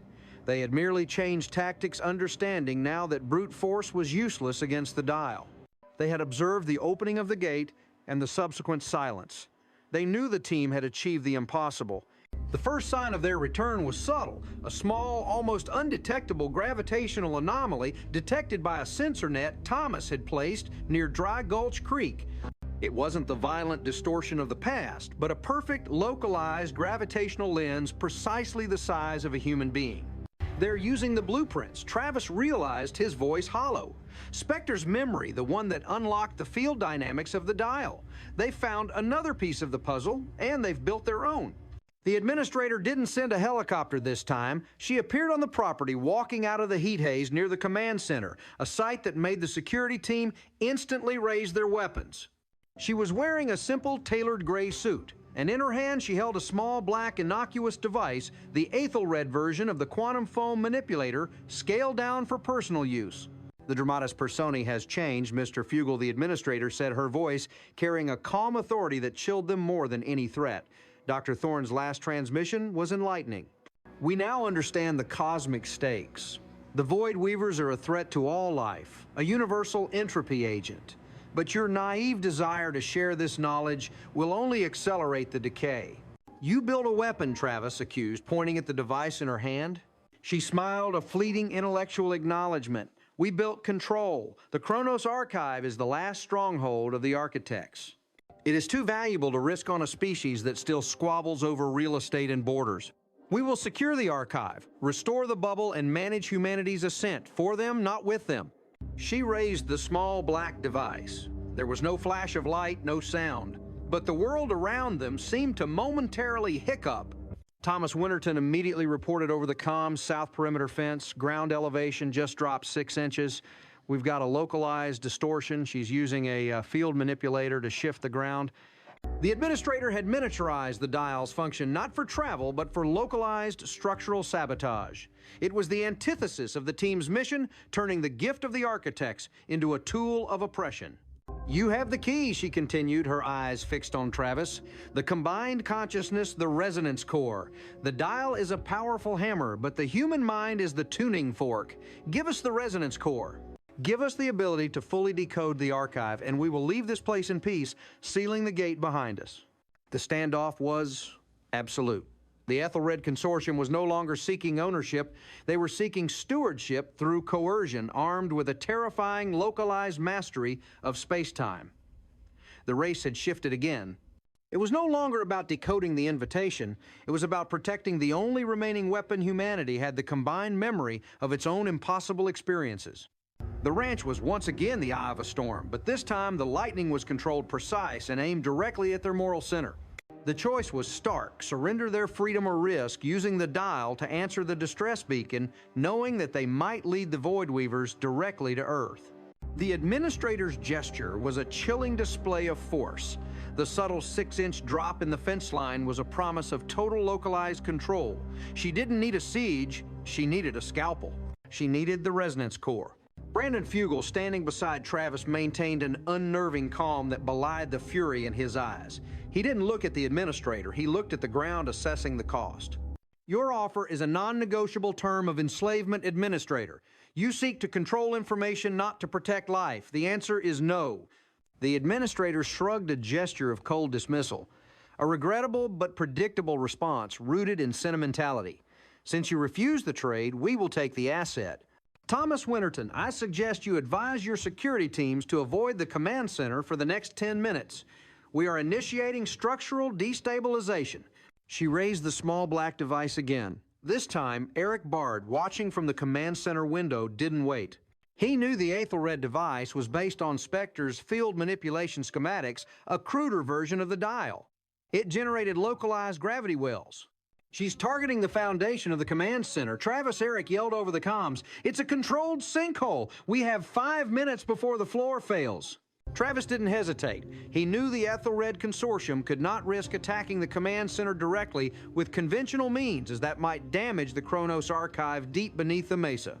They were using localized space-time manipulation to collapse the building's support structure, a sophisticated act of terrorism. Thomas, evacuate the core and the main security team to the underground lab immediately, Travis ordered. Brandon, we have to buy them time. Eric, focus Prometheus on countermodulation. Can we jam her signal with the dial? Negative, she's too localized, Eric shouted back, typing frantically. The dial is designed for interdimensional travel, not counter-warfare. We can't generate a stable anti-frequency in time. We only have one defense. Left the concert. The resonance event that had charmed the soldiers was their only remaining non-lethal weapon.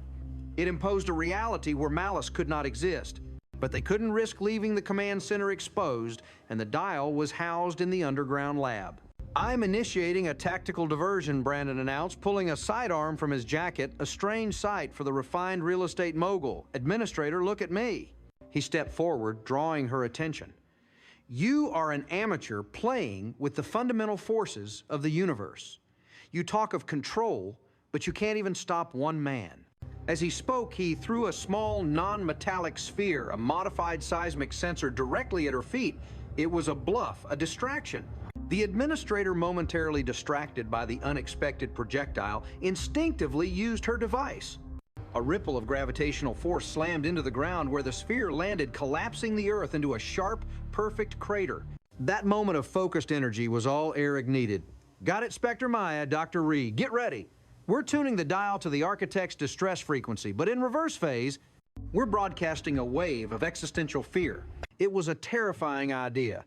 The concert had been a broadcast of peace. Now they were going to use the dial to project the raw, unfiltered terror of the architect's final moments, the moment the Void Weavers began to erase them directly into the minds of the Aethelred agents. If the dial could impose peace, it could also impose absolute paralyzing dread. Travis, standing exposed next to Brandon, knew this was a massive risk. The psychological backlash to the Resonance Core alone could be catastrophic. But the alternative was the collapse of their headquarters and the enslavement of humanity's future. Do it, Eric, full power. In the underground lab, the dial flared to life, its crystalline core intensifying to a cold black blue. The Resonance Cores, still linked, were hit by the raw, unprocessed data of cosmic genocide. On the surface, the administrator stumbled, clutching the miniature device. Her face, usually a mask of control, dissolved into an expression of sheer primal horror. The two heavily armed guards who had materialized behind her dropped their weapons and fell to their knees, emitting thin, piercing screams that held no air. They weren't reacting to physical pain, they were reacting to non-existence. The sensation of their own reality being systematically dismantled by an entropic force 13 billion light years away. The wave of terror washed over the ranch, localized and focused. The command center, its foundation, momentarily spared, vibrated violently. The administrator, her body racked by an internal tremor of metaphysical dread, dropped her field manipulator. The small black device clattered onto the ground. Its function interrupted the collapse of the building, averted. It worked. Eric gasped over the comms, his own voice shaky from the bleed-through of the emotion. They're neutralized. The trauma is too intense. They can't move. The immediate threat was over, but the moral cost was high. They had saved their research, but they had weaponized the trauma of a dead civilization. Travis rushed to the administrator, kicking the field manipulator away. Her eyes were wide, staring at something only she could see, the shadow of the Void Weavers. "We told you," Travis said, kneeling down, his voice husky. "We weren't the ones playing with fire. You just felt the cold of the universe." Brandon, meanwhile, was focused on the biggest decision yet. They had defeated Aethelred for the second time, but the consortium now possessed the knowledge to build a personal scale dial. They would return, and next time they would be stronger. "We cannot wait." Brandon stated, his voice ringing with finality. "We have the blueprints, the key, and the address to the Dyson Swarm. The architects didn't leave the archive here for us to play defense. They left it so we could join the fight. We are using the dial to answer the distress beacon now. We are going to the Swarm." Travis looked at Eric, then back at the mesa, the silent, ancient repository that had been their cage and their key. The choice was clear: hide and wait for the darkness, or venture out and face the cosmic truth. The only question was, who would be the next ambassador? With Thorne gone, the burden of command and courage fell squarely on the shoulders of the physicist who had started the journey with a simple drill bit and a spectrum analyzer. "Set the coordinates," Eric Travis said, pulling the sensor-laden suit from the underground lab. He looked at the field manipulator, the antithesis of the dial, lying uselessly on the ground. "It's time to stop studying the map and start walking the road. We're going to find Eris and we're going to warn the galaxy." The dial began to hum its core, already resonating with the coordinates of the shattered Dyson Swarm. The stakes had been raised to cosmic survival. Skinwalker Ranch, the little patch of impossible desert, was about to become the launch pad for humanity's first desperate counterattack against the Void Weavers. The portal shimmered into existence, the violet light of the alien graveyard, beckoning them towards a destiny far larger and far deadlier than any of them could have imagined. Part V, the unburdening. The scent of ozone and primal fear lingered in the air. The administrator and her two guards remained on the ground, twitching slightly, their minds trapped in an infinite loop of existential horror. Thomas Winterton and the security team, now streaming out of the underground lab, approached with caution, their faces pale but resolute. They had not been linked to the resonance core, but the raw wave of energy had been enough to make the air feel metallic and the silence after the screams feel heavy, like a vast pressure had been released. "Secure the perimeter," Thomas Brandon commanded, his voice tight. He glanced at the inert administrator. "Take their weapons and the device. They are no longer a threat. Their minds, however, may be permanently altered." The Resonance Corps, Dr. Reed Spector, Maya, and the others were quickly unlinked from the dial. They were physically unharmed, but emotionally shattered, each having briefly witnessed the collapse of a galactic civilization. Maya, the paramedic who understood the scaffolding of reality, was weeping silently, not from sorrow, but from the overwhelming cosmic loneliness that permeated the architect's final moments. Spector, the pilot used to the G-forces of impossible maneuvers, was rocking back and forth, whispering, "There's no up, there's no down, only the cold." Travis felt the burden of leadership pressed down on him. They had won, but at the cost of the Corps' innocence and sanity. He walked into the lab where Eric was frantically checking the dial stability. "The good news," Eric said, not looking up, is the dial is fine. It handled the reverse phase modulation perfectly. The bad news is the core are broken. And the sheer energy output of that blast, it just broadcast a massive beacon, Travis. Not of fear, but of raw, focused quantum energy. If the Void Weavers were tracking the distress beacon, they just got a very loud, clear ping from Earth. Travis slammed his fist onto a nearby workbench. The irony was devastating. Their defense mechanism had just become the ultimate vulnerability. They had tried to hide the archive, but their own desperation had betrayed the planet. "We have no choice then," Travis stated, pulling on the sleek, sensor-laden suit designed for Eris Thorne. The suit was equipped with internal stabilizers to help mitigate the cognitive shock of interdimensional travel and a powerful two-way quantum communicator. The only way to save Earth is to intercept the Void Weavers, or at least understand how the architects fought them. I'm going to the swarm. No, you're not, Brandon interjected, walking into the lab. He wasn't wearing a suit, but his face held the determined set of a man who makes billion-dollar decisions in the blink of an eye. I am. I own this mission, Travis. This is my burden. You are the only one who can decode what Eris sends back, and the only one who can fix the dial if it fails. I'll go with Spectre. Spectre can't go anywhere. Brandon Travis countered, gesturing to the monitoring room where the Corps were recovering. His mind is too fragile right now. He's experienced non-existence. He needs time to reintegrate. A deep, low voice broke the argument. Thomas Winterton, the ranch superintendent, the man who had faced skinwalkers, shadow figures, and UAPs with quiet stoicism, stood in the doorway. He was holding a sidearm, his eyes fixed on Travis. "I'm going," Thomas said simply. "I know this place better than anyone. I've been guarding the perimeter of the boundary for years. I can guard the gate on the other side. And if something goes wrong, I'm the one person on this ranch who hasn't been mentally linked to an existential horror yet.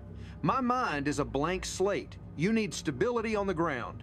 The logic was undeniable, and the courage in Thomas's eyes was a stark reminder of the depth of character Fugel had found in his security team. Travis hesitated, then nodded slowly. "You'll wear the suit. You will carry the same protocols as Eris, and you will not turn off the quantum link no matter what you see." They linked Thomas to the dial. The coordinates of the Dyson swarm were locked in. Eric ran the last diagnostics on the Kronos archive, ensuring a maximum energy output for the gate stability.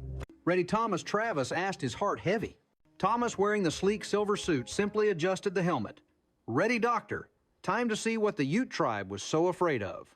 The dial roared to life and the violet portal shimmered open. The air was sucked in with a low whoosh.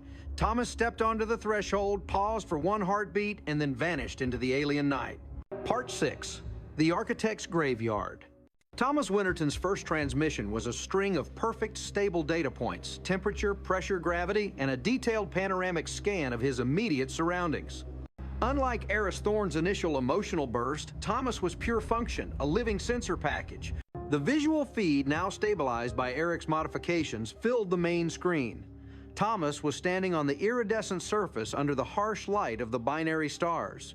The air was thin, smelling faintly of sulfur and something metallic like burnt circuitry. The floating crystalline structures, the Kronos archives, were closer now. Towering above him, their blue inner light, struggling against the darkness cast by the ravaged Dyson swarm that filled the sky. The swarm was terrifyingly beautiful. It wasn't a solid shell. It was a gigantic, fragmented scaffold of mirrors and solar collectors stretching across millions of miles, but large sections were missing or simply melted. Stars shone through the gaps like holes in a shroud. Travis Thomas's voice came through the quantumlink.com and focused. "I'm heading towards the nearest crystalline structure. It's about a mile away. Gravity is consistent, but I'm getting high-frequency sonic bursts too high for human hearing, but the suit is registering it. Sounds like grinding metal." Prometheus cross-reference that sonic pattern with the Void Weaver's historical data Eric commanded. Prometheus instantly displayed a correlation. The sonic signature matched the architect's description of the Void Weaver's entropic pulse, the low-level energy they emitted as they consumed order and structure. "Thomas, be advised, those pulses correlate with the enemy's energy signature," Travis warned. "Maintain extreme caution. We need to find Eris, but primarily we need data on the Void Weavers." As Thomas walked, he passed remnants of the architect's civilization, elegant, impossibly thin spires of metal, now twisted and fused into grotesque sculptures by a force that defied conventional stress analysis. He finally reached the base of the nearest floating Kronos archive, a colossal structure the size of a mountain. He found Eris Thorne there. The suit's camera zoomed in. Dr. Thorne was not dead. He was pinned against the base of the crystal structure by a low, invisible gravitational field, precisely localized like a giant soft hand holding him in place. His suit was cracked, but his eyes, visible through the shattered visor, were clear and lucid. "Thomas, thank God," Eris whispered, his voice weak but excited. "I didn't lose the link, Thomas. They took the communicator. They didn't want the data to reach you." Thomas carefully activated a localized field manipulator built into his suit, a controlled anti-grav pulse, an elegant countermeasure to the Ethelred sabotage they had just faced. The invisible field holding Eris released, and Thorne floated down gently. Who took it, Eris? The Void Weaver's Thomas asked, helping him stabilize. Eris shook his head. No. Worse. The Guardians. He pointed a shaky finger towards the colossal crystal structure. Suddenly, the matte black surface shimmered, and a door materialized, opening onto a passageway bathed in soft internal blue light. The architects left a remnant, a small crew of their people preserved in stasis within the archive. They are the guardians of the library, and they are terrified, Eris explained, leaning heavily on Thomas. They saw me as a new variable, a potential vector for the Void Weavers, and they've been using localized gravity fields to keep me contained. Before Thomas could respond, 3 figures emerged from the blue light of the doorway. They were tall, slender, and utterly alien, their skin luminous and silver, their eyes large and dark, possessing an unsettling ancient wisdom. They were the architects, or what remained of them. They moved with a sorrowful grace, and though they made no sound, a single clear thought flooded the minds of Thomas and Eris through the suit communicators. You have brought the noise. Thomas, we're not heroes here. Eris whispered, the excitement draining from his voice, replaced by a terrible realization. We are the sound of the enemy approaching. Back in the command center, the silence of Thomas's transmission was replaced by the chaotic input of 2 new minds, the architects. Prometheus was overwhelmed, displaying a cascade of alien concepts and warnings. They're broadcasting directly into the quantum link, Eric yelled, shielding his face from the holographic display. It's a flood of history. They're telling us everything. Travis watched horrified as the screen filled with images of the Void Weavers. They were not solid creatures, but undulating waves of pure negative potential, like ink spreading through space, leaving only silence and blackness in their wake. They were the shadows of order. A single terrifying image resolved on the screen, a cosmic map showing the location of the architect's Dyson swarm, and originating from that location, a faint but rapidly expanding ripple, the entropic shock wave of the Void Weaver's Prayson, counterattack heading toward the brightest source of order they had detected. That brightest source of order was Earth. Eric, that pulse, the one we used to defeat Aethelred Travis, cried out. It gave them our exact location. I know, Eric screamed back, his voice thick with despair. The Void Weavers are coming. They're using the quantum entanglement of the dial as a GPS beacon. The only option left was to use the dial, not as a gate, but as a weapon. They had to repeat the fear pulse, but this time, broadcast it into the quantum space between Earth and the swarm, aiming to disrupt the entropic shockwave.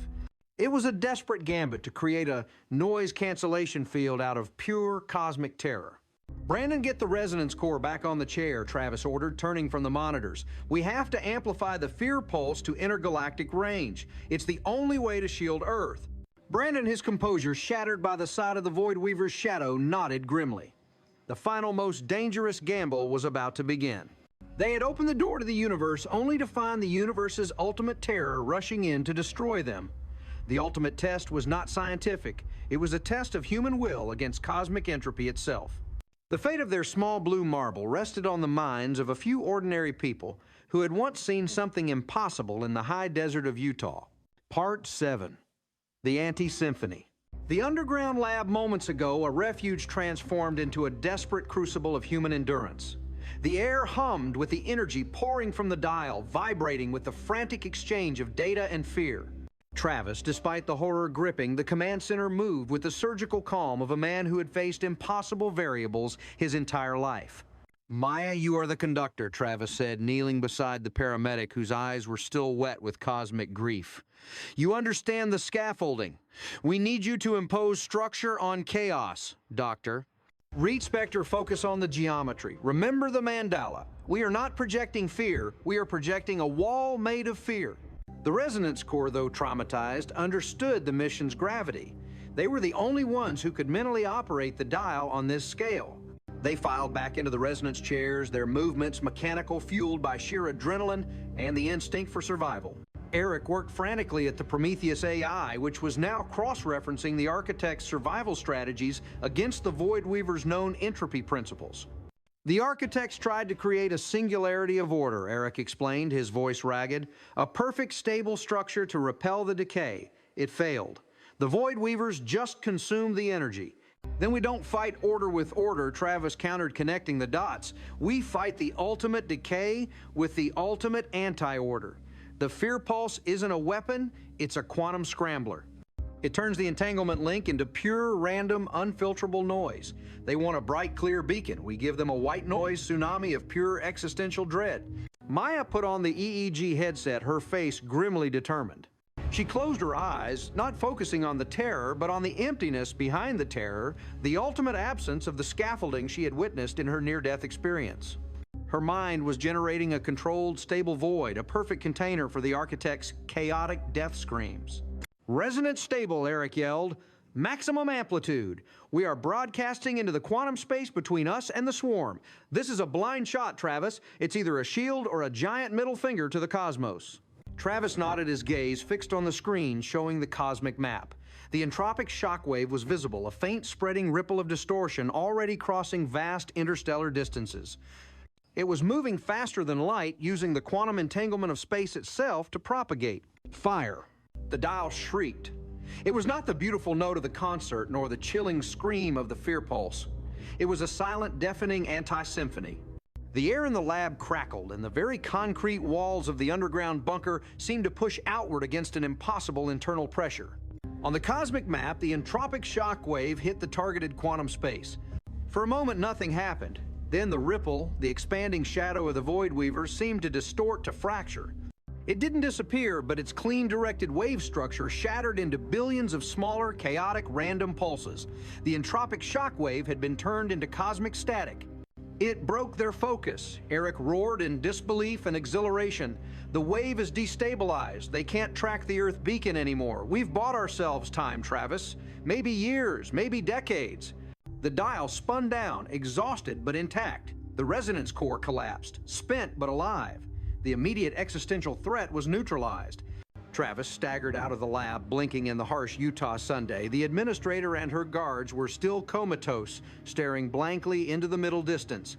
He looked at the vast, silent mesa, the dragon in the stone, that had hidden the secret for millennia. "We did it," he whispered to Brandon, who was leaning against the command center wall, his face pale with relief. "We bought humanity a stay of execution." But the price was heavy. They had secured the planet, but they had also broadcast their power across the cosmos, a clear, if scrambled, signal that humanity was now a major player. They held the Chronos Archive, the keys to galactic knowledge, and they had a working dial. Thomas Winterton's voice crackled over the quantum link, sounding exhausted but professional. "Travis Harris and I are entering the archive. We found the original quantum communicator. It was hidden inside the crystal structure. We're going to use it to talk to you not through the dial, but through the architect's network. Prepare, Prometheus. We are sending you the final protocol." A new light, an impossibly pure deep blue, shone from the archive under the binary stars. It was not the light of sorrow, but the light of knowledge shared. Thomas and Eris, two ordinary men from Utah, had entered the ultimate library. Travis looked up at the vast, impossibly blue sky of the Uinta Basin, a sky that was no longer an aperture into infinity, but a window they had just slammed shut on the darkness. Their mission was complete, and their mission was just beginning. The anomaly of Skinwalker Ranch had led them to the greatest anomaly of the cosmos. Now the scientists who had sought to understand the world had been tasked with saving it. They had the knowledge of the architects. Now they had to become the guardians themselves. The high desert of northeastern Utah returned to its profound silence, but this time, the silence held the weight of a galactic secret and the low, steady hum of the dial, waiting for its next inevitable journey. The transmission from the Dyson swarm arrived instantly, bypassing the dial and flowing directly from the architect's internal network into Prometheus. It was not a data file, it was an instructional manifesto rendered in pure, self-evident quantum logic. Eric could read it without translation, his mind absorbing the concepts as they unfolded on the holographic interface. "It's the anvil," Eric whispered, awestruck, "the fatigue momentarily forgotten. The architect's solution? It's not a weapon to fight the Void Weaver's Travis. It's a mechanism to remove the target from the entropic equation entirely." The final protocol detailed a plan based on the principle of quantum temporal looping. The architects had realized that since the Void Weavers operated on entropy, the flow of time from order to disorder, the only way to defeat them was to eliminate time itself as a factor for the target. They're proposing we use the Chronos Archive under the mesa, the core crystal, as a focusing lens. Eric continued, his fingers flying across the controls to project the schematics onto the main screen. If we overload it with the focused, unified psychic energy of the resonance core far beyond the anti-symphony blast, we won't open a gate to another location, we'll open a gate to another moment. The plan was terrifyingly elegant. The entire planet Earth would be momentarily suspended in a stable, localized temporal loop shielded from the forward march of cosmic entropy. For the Void Weavers drawn to the highest concentration of order, the planet would simply vanish from the timeline, becoming a ghost, a glitch in the cosmic order they couldn't consume. When the Void Weavers' entropic shockwave passed, Earth would be released back into the timeline unscathed, having effectively hidden in its own past for a fraction of a second. But the complexity was staggering. The overload required a psychic coherence that the shattered resonance core could no longer achieve naturally. They were emotionally spent, their minds recoiling from the trauma they had just witnessed. The core can't do this, Eric Travis insisted, pacing. Maya is still catatonic. Spectre will experience full ego death if we link him again. We need a new source of energy, a new resonance. Thomas Winterton's calm voice cut through the quantum link from the swarm. Travis, the architects, are helping. They showed Eris a final key piece of knowledge they kept hidden, even from the General Archive. It's about the dire wolf. The dire wolf. The biological anomaly, the creature pulled from the past by the collapsing bubble shield.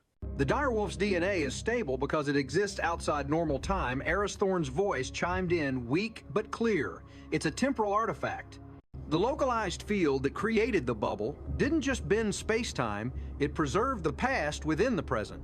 The only remaining entity on Earth with stable temporal dislocation is the wolf's genetic structure. The final piece of the protocol was revealed they didn't need the traumatized human minds of the core. They needed the biological resonance of the direwolf's DNA. We need to find the direwolf, Travis said, his voice quiet with a terrible sense of purpose. We need to capture it and link its genetic code directly into the Kronos Archive's core. The mission shifted instantly from an intellectual battle to a primal hunt. The scientists had to become the skinwalkers pursuing the ancient impossible beast across their own haunted land. Brandon Fugel immediately mobilized the security team, now led by Thomas's second-in-command, a seasoned veteran named Caleb who had been with the ranch from the beginning. They had a full day, perhaps two, before the Void Weavers' destabilized entropic shadow reorganized and locked onto Earth again. The only place the dire wolf had been repeatedly detected was Dry Gulch Creek, the southern boundary of the original bubble. As twilight bled over the Uinta Basin, Travis, Eric, and Caleb drove silently toward the ravine, armed not with rifles, but with a complex biological containment field generator designed by Eric, a high-frequency field meant to neutralize the wolf's temporal dislocation and lock it into a single capturable reality. They found the wolf near the gnarled cottonwood tree where its carcass had been discovered a year earlier. It was magnificent larger than any modern wolf, with powerful shoulders and teeth that glinted in the fading light. Its fur was strangely indistinct, occasionally blurring at the edges as if its outline struggled to remain in this dimension. It was the ghost of time made flesh. The dire wolf looked up, meeting Travis's gaze. It didn't snarl or flee, it simply waited. "It knows," Caleb whispered, tightening his grip on the field generator. "It knows why we're here." The encounter was short, brutal, and terrifyingly fast. The wolf possessed an impossible speed, a blur of motion that defied physical limits. It darted between the rocks, its movements seeming to violate causality, appearing where it shouldn't have been disappearing before it left. Caleb fired the containment field. A burst of high-frequency quantum energy enveloped the wolf. The creature shrieked not a biological cry, but a sound of tearing space-time, and its body snapped back into crisp, undeniable reality. It was contained, trapped in the present. They secured the struggling ancient beast and raced it back to the underground lab. The final protocol began. The dire wolf was placed within a shielded chamber. Eric connected a fine crystalline probe grown from the architect's schematics directly to the wolf's temporal dislocated genetic material. In the command center, Travis, Brandon, and Eric watched the final stage of the procedure. Prometheus displayed the transfer. The raw, chaotic, yet stable temporal signature of the dire wolf flowed into the Kronos Archive beneath the mesa. The crystal core began to pulse with a deep ruby-red light, far more intense than any blue light they had ever seen. The architects tried to hide Earth in a bubble, Travis murmured, staring at the brilliant red light. "We're hiding it in a moment." Final countdown, Eric announced, his voice steady. Entropic shockwave estimated impact in T-minus 5 minutes, initiating temporal loop sequence. The entire ranch began to vibrate a low, continuous tremor that intensified until it felt like the very bedrock was dissolving. The red light from the archive erupted, punching through the earth, and the command center ceiling a beacon of crimson power aimed at the sky. On the screen, the cosmic shadow of the Void Weavers was reforming sharp and focused, heading directly for the ruby-red beacon of Earth. T-minus 10 seconds, Eric counted down. The pressure was unbearable, the air thick with the smell of ozone and burnt quartz. T-minus 3, 2, 1. Eric hit the activation key. The world went silent. It wasn't a silence of sound, it was the silence of motion. The red light froze mid-air. The dust motes suspended in the lab air stopped. The frantic rhythm of Eric's heart, visible on a biomonitor, flatlined. Every electron, every molecule, every moment of time on Earth ceased its forward flow. The planet had vanished into its own past. On the cosmic map, the Void Weaver's entropic shadow passed exactly through the area where Earth should have been. It encountered nothing. No order to consume, no time to erase. The shadow passed harmlessly through the temporal ghost of their planet. The sequence held for 0.0003 seconds, enough time for the cosmic shadow to dissipate beyond the point of no return.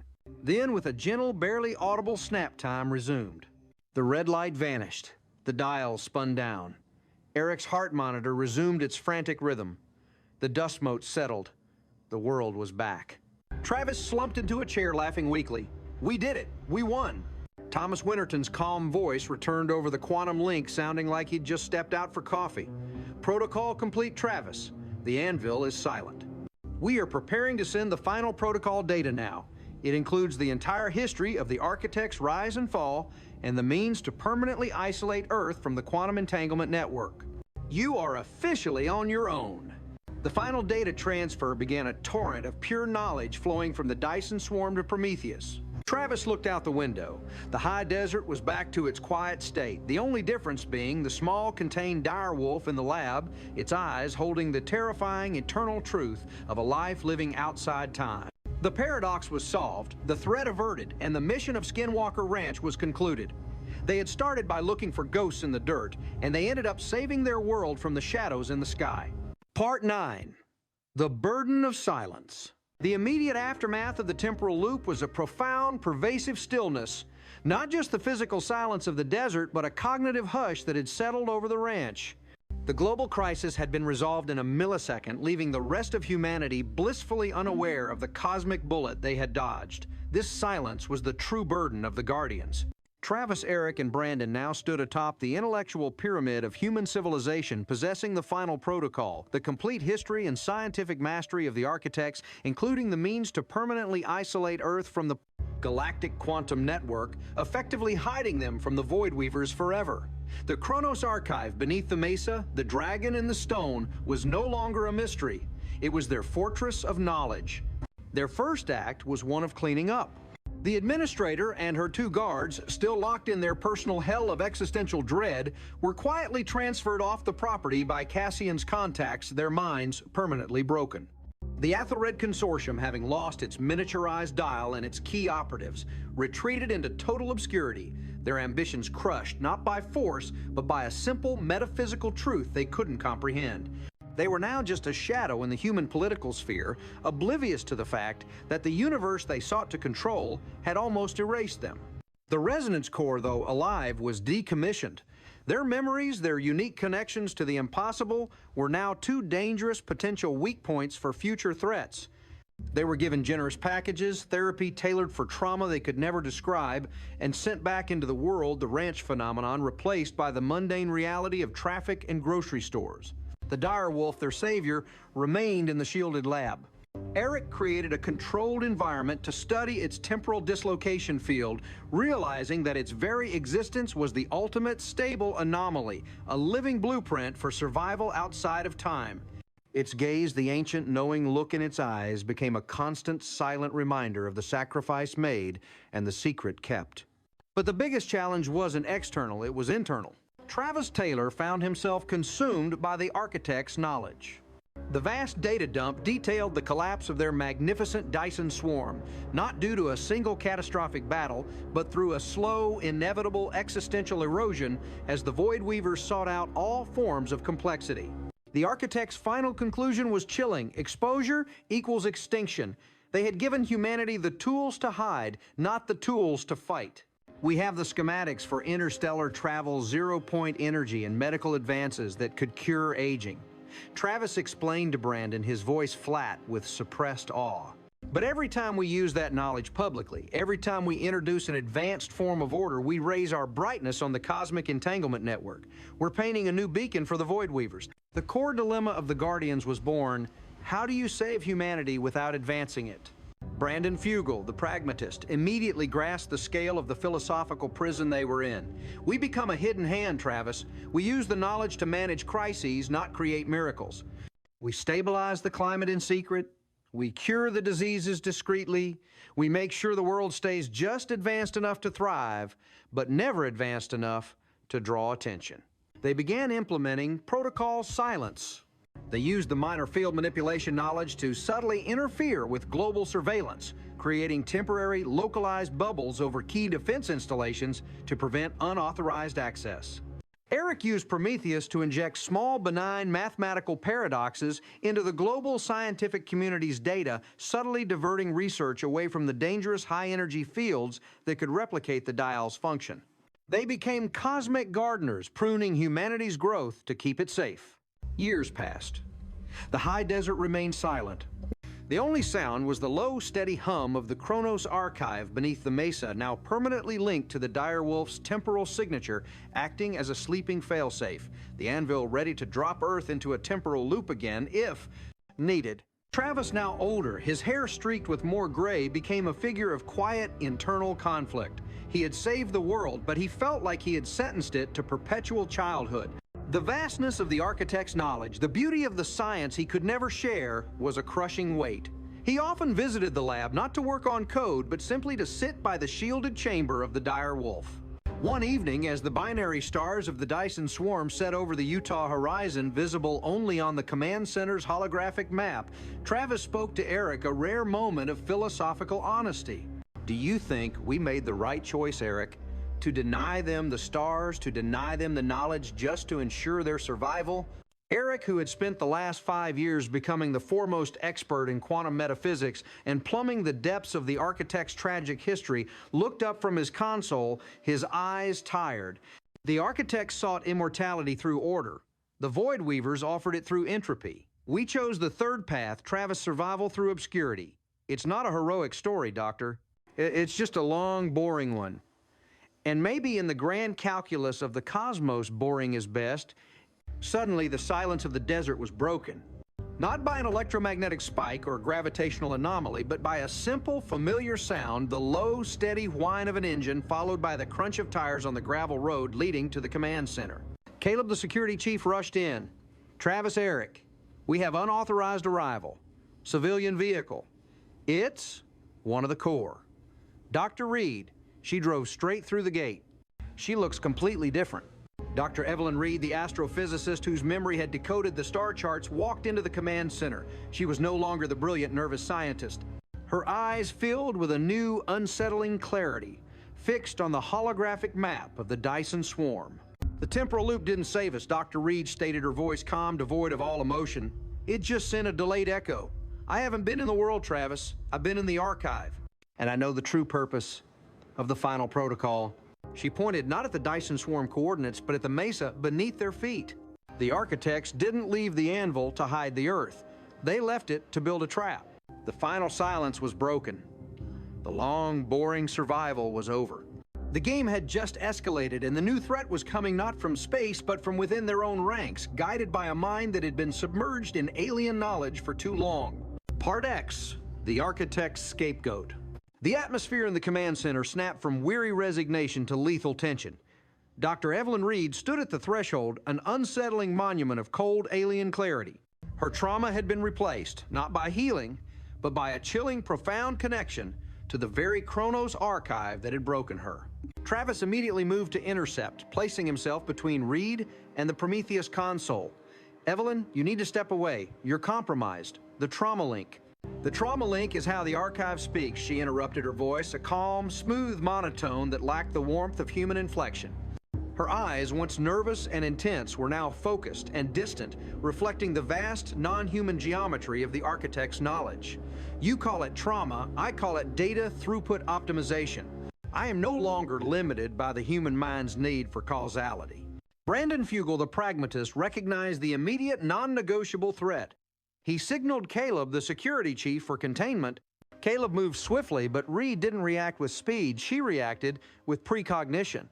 Before Caleb could cross the distance, the small polished stone on the control panel, a memento from the first drill attempt, flew off the desk, striking Caleb precisely on a pressure point on his neck.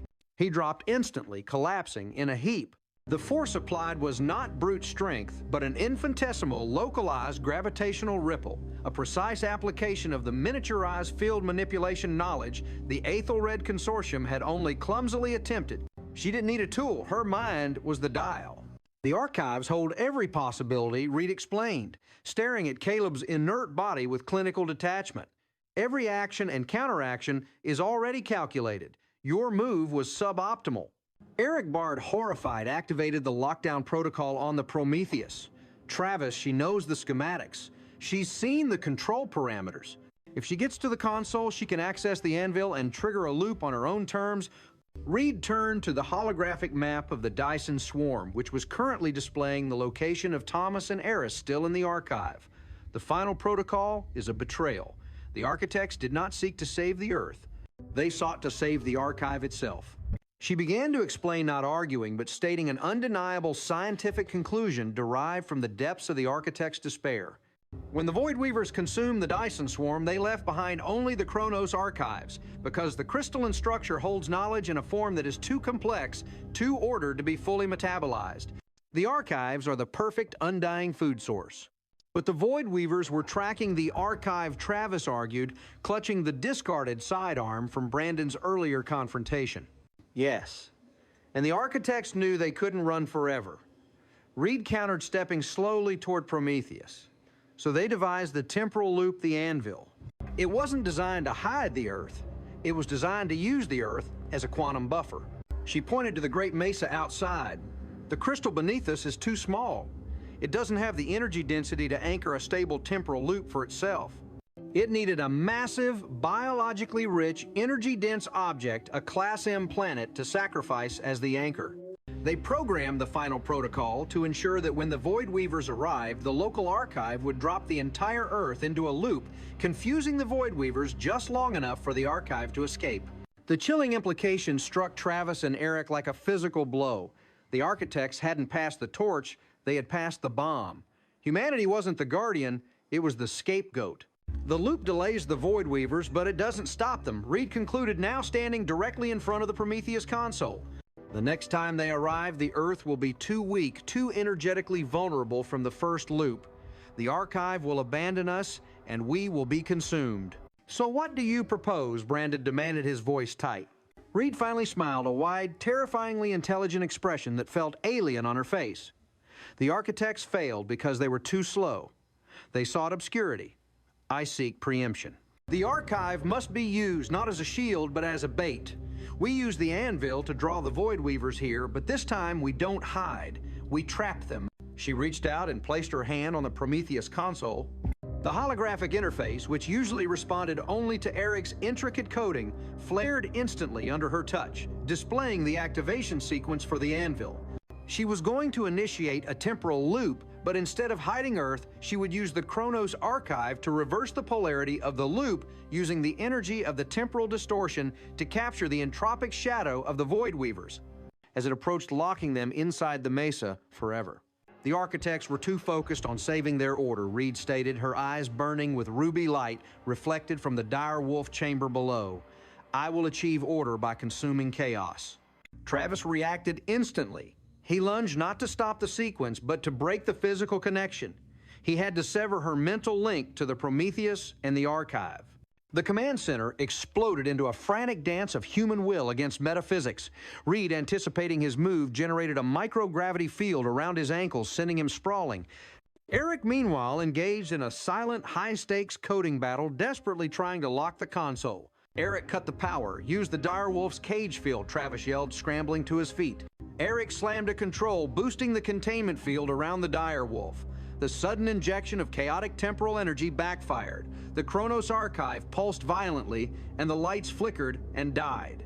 But it was too late. Reed had already entered the final command.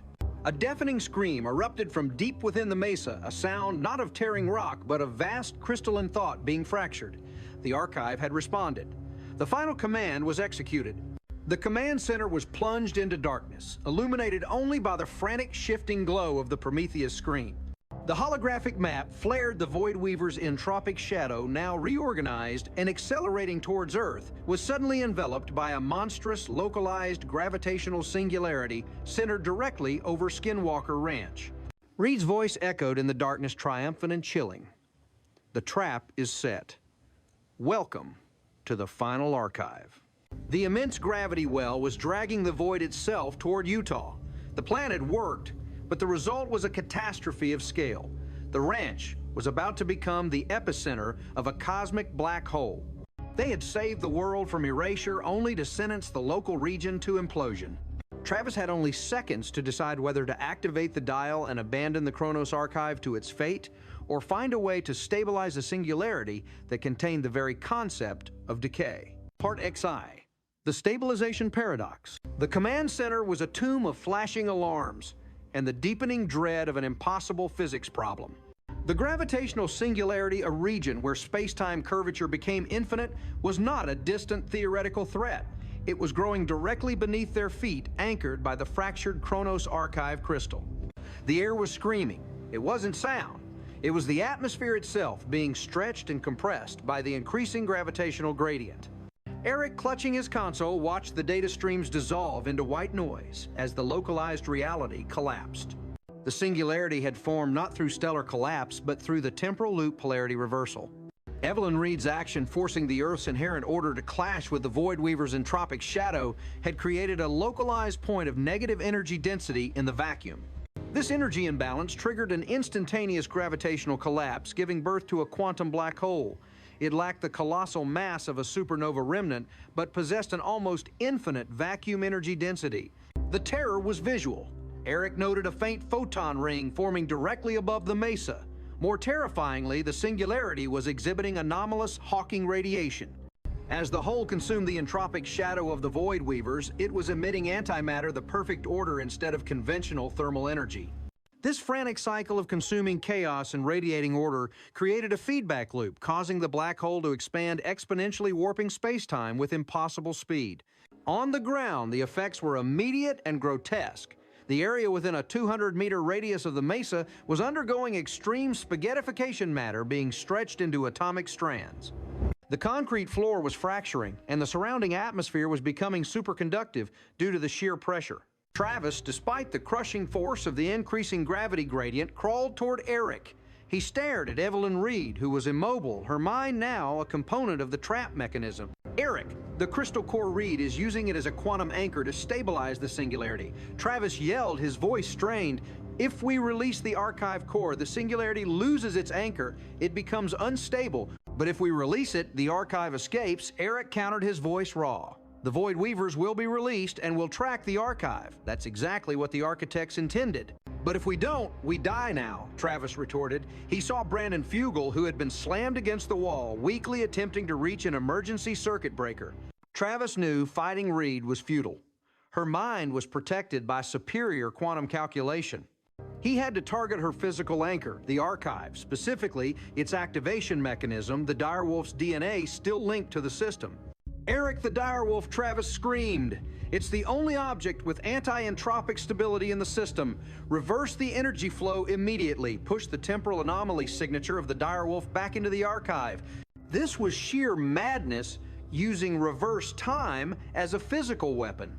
Eric understood the goal to generate an anti-gravitational pulse using the direwolf's anomalous temporal signature to disrupt the quantum gravitational balance of the black hole.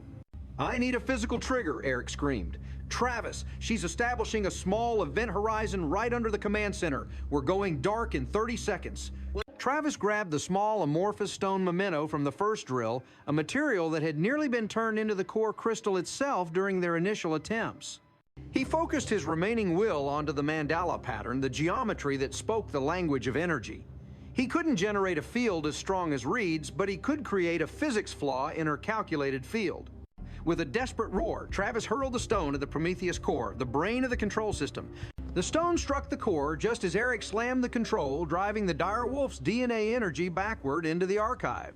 Instead of an explosion, a silent, blinding white flash enveloped the command center.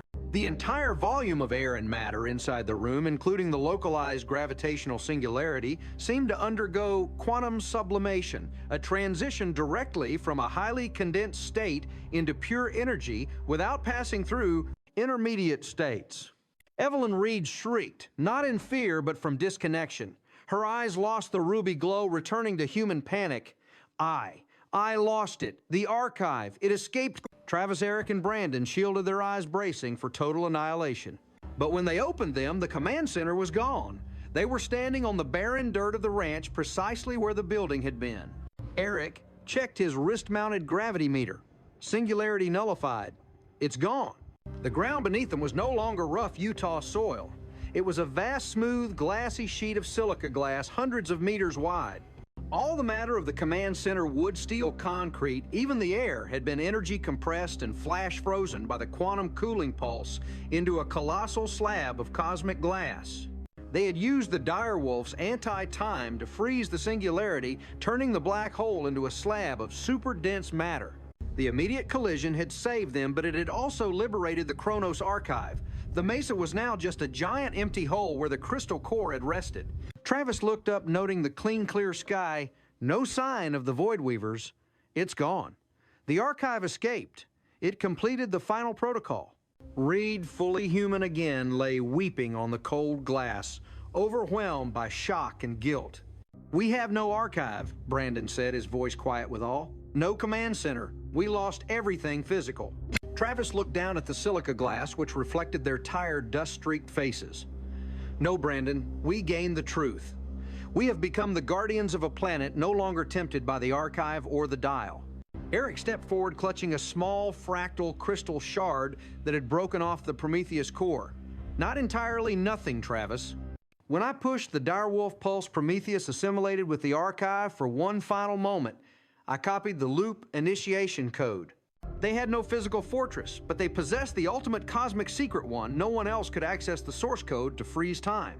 The mission of the Guardians was not to protect a rock or a machine, but to protect this eternal secret within their consciousness, awaiting the moment that humanity might be mature enough to wield it without destroying itself. They were isolated men standing on the cosmic glass of Utah, looking toward a horizon where the universe's greatest scientific mysteries still lay hidden. Travis Taylor, Eric Bard, and Brandon Fugel, the men who hunted anomalies in the dark, were now the keepers of the galaxy's time and secret. The Utah anomaly was over, and the true adventure had only just begun.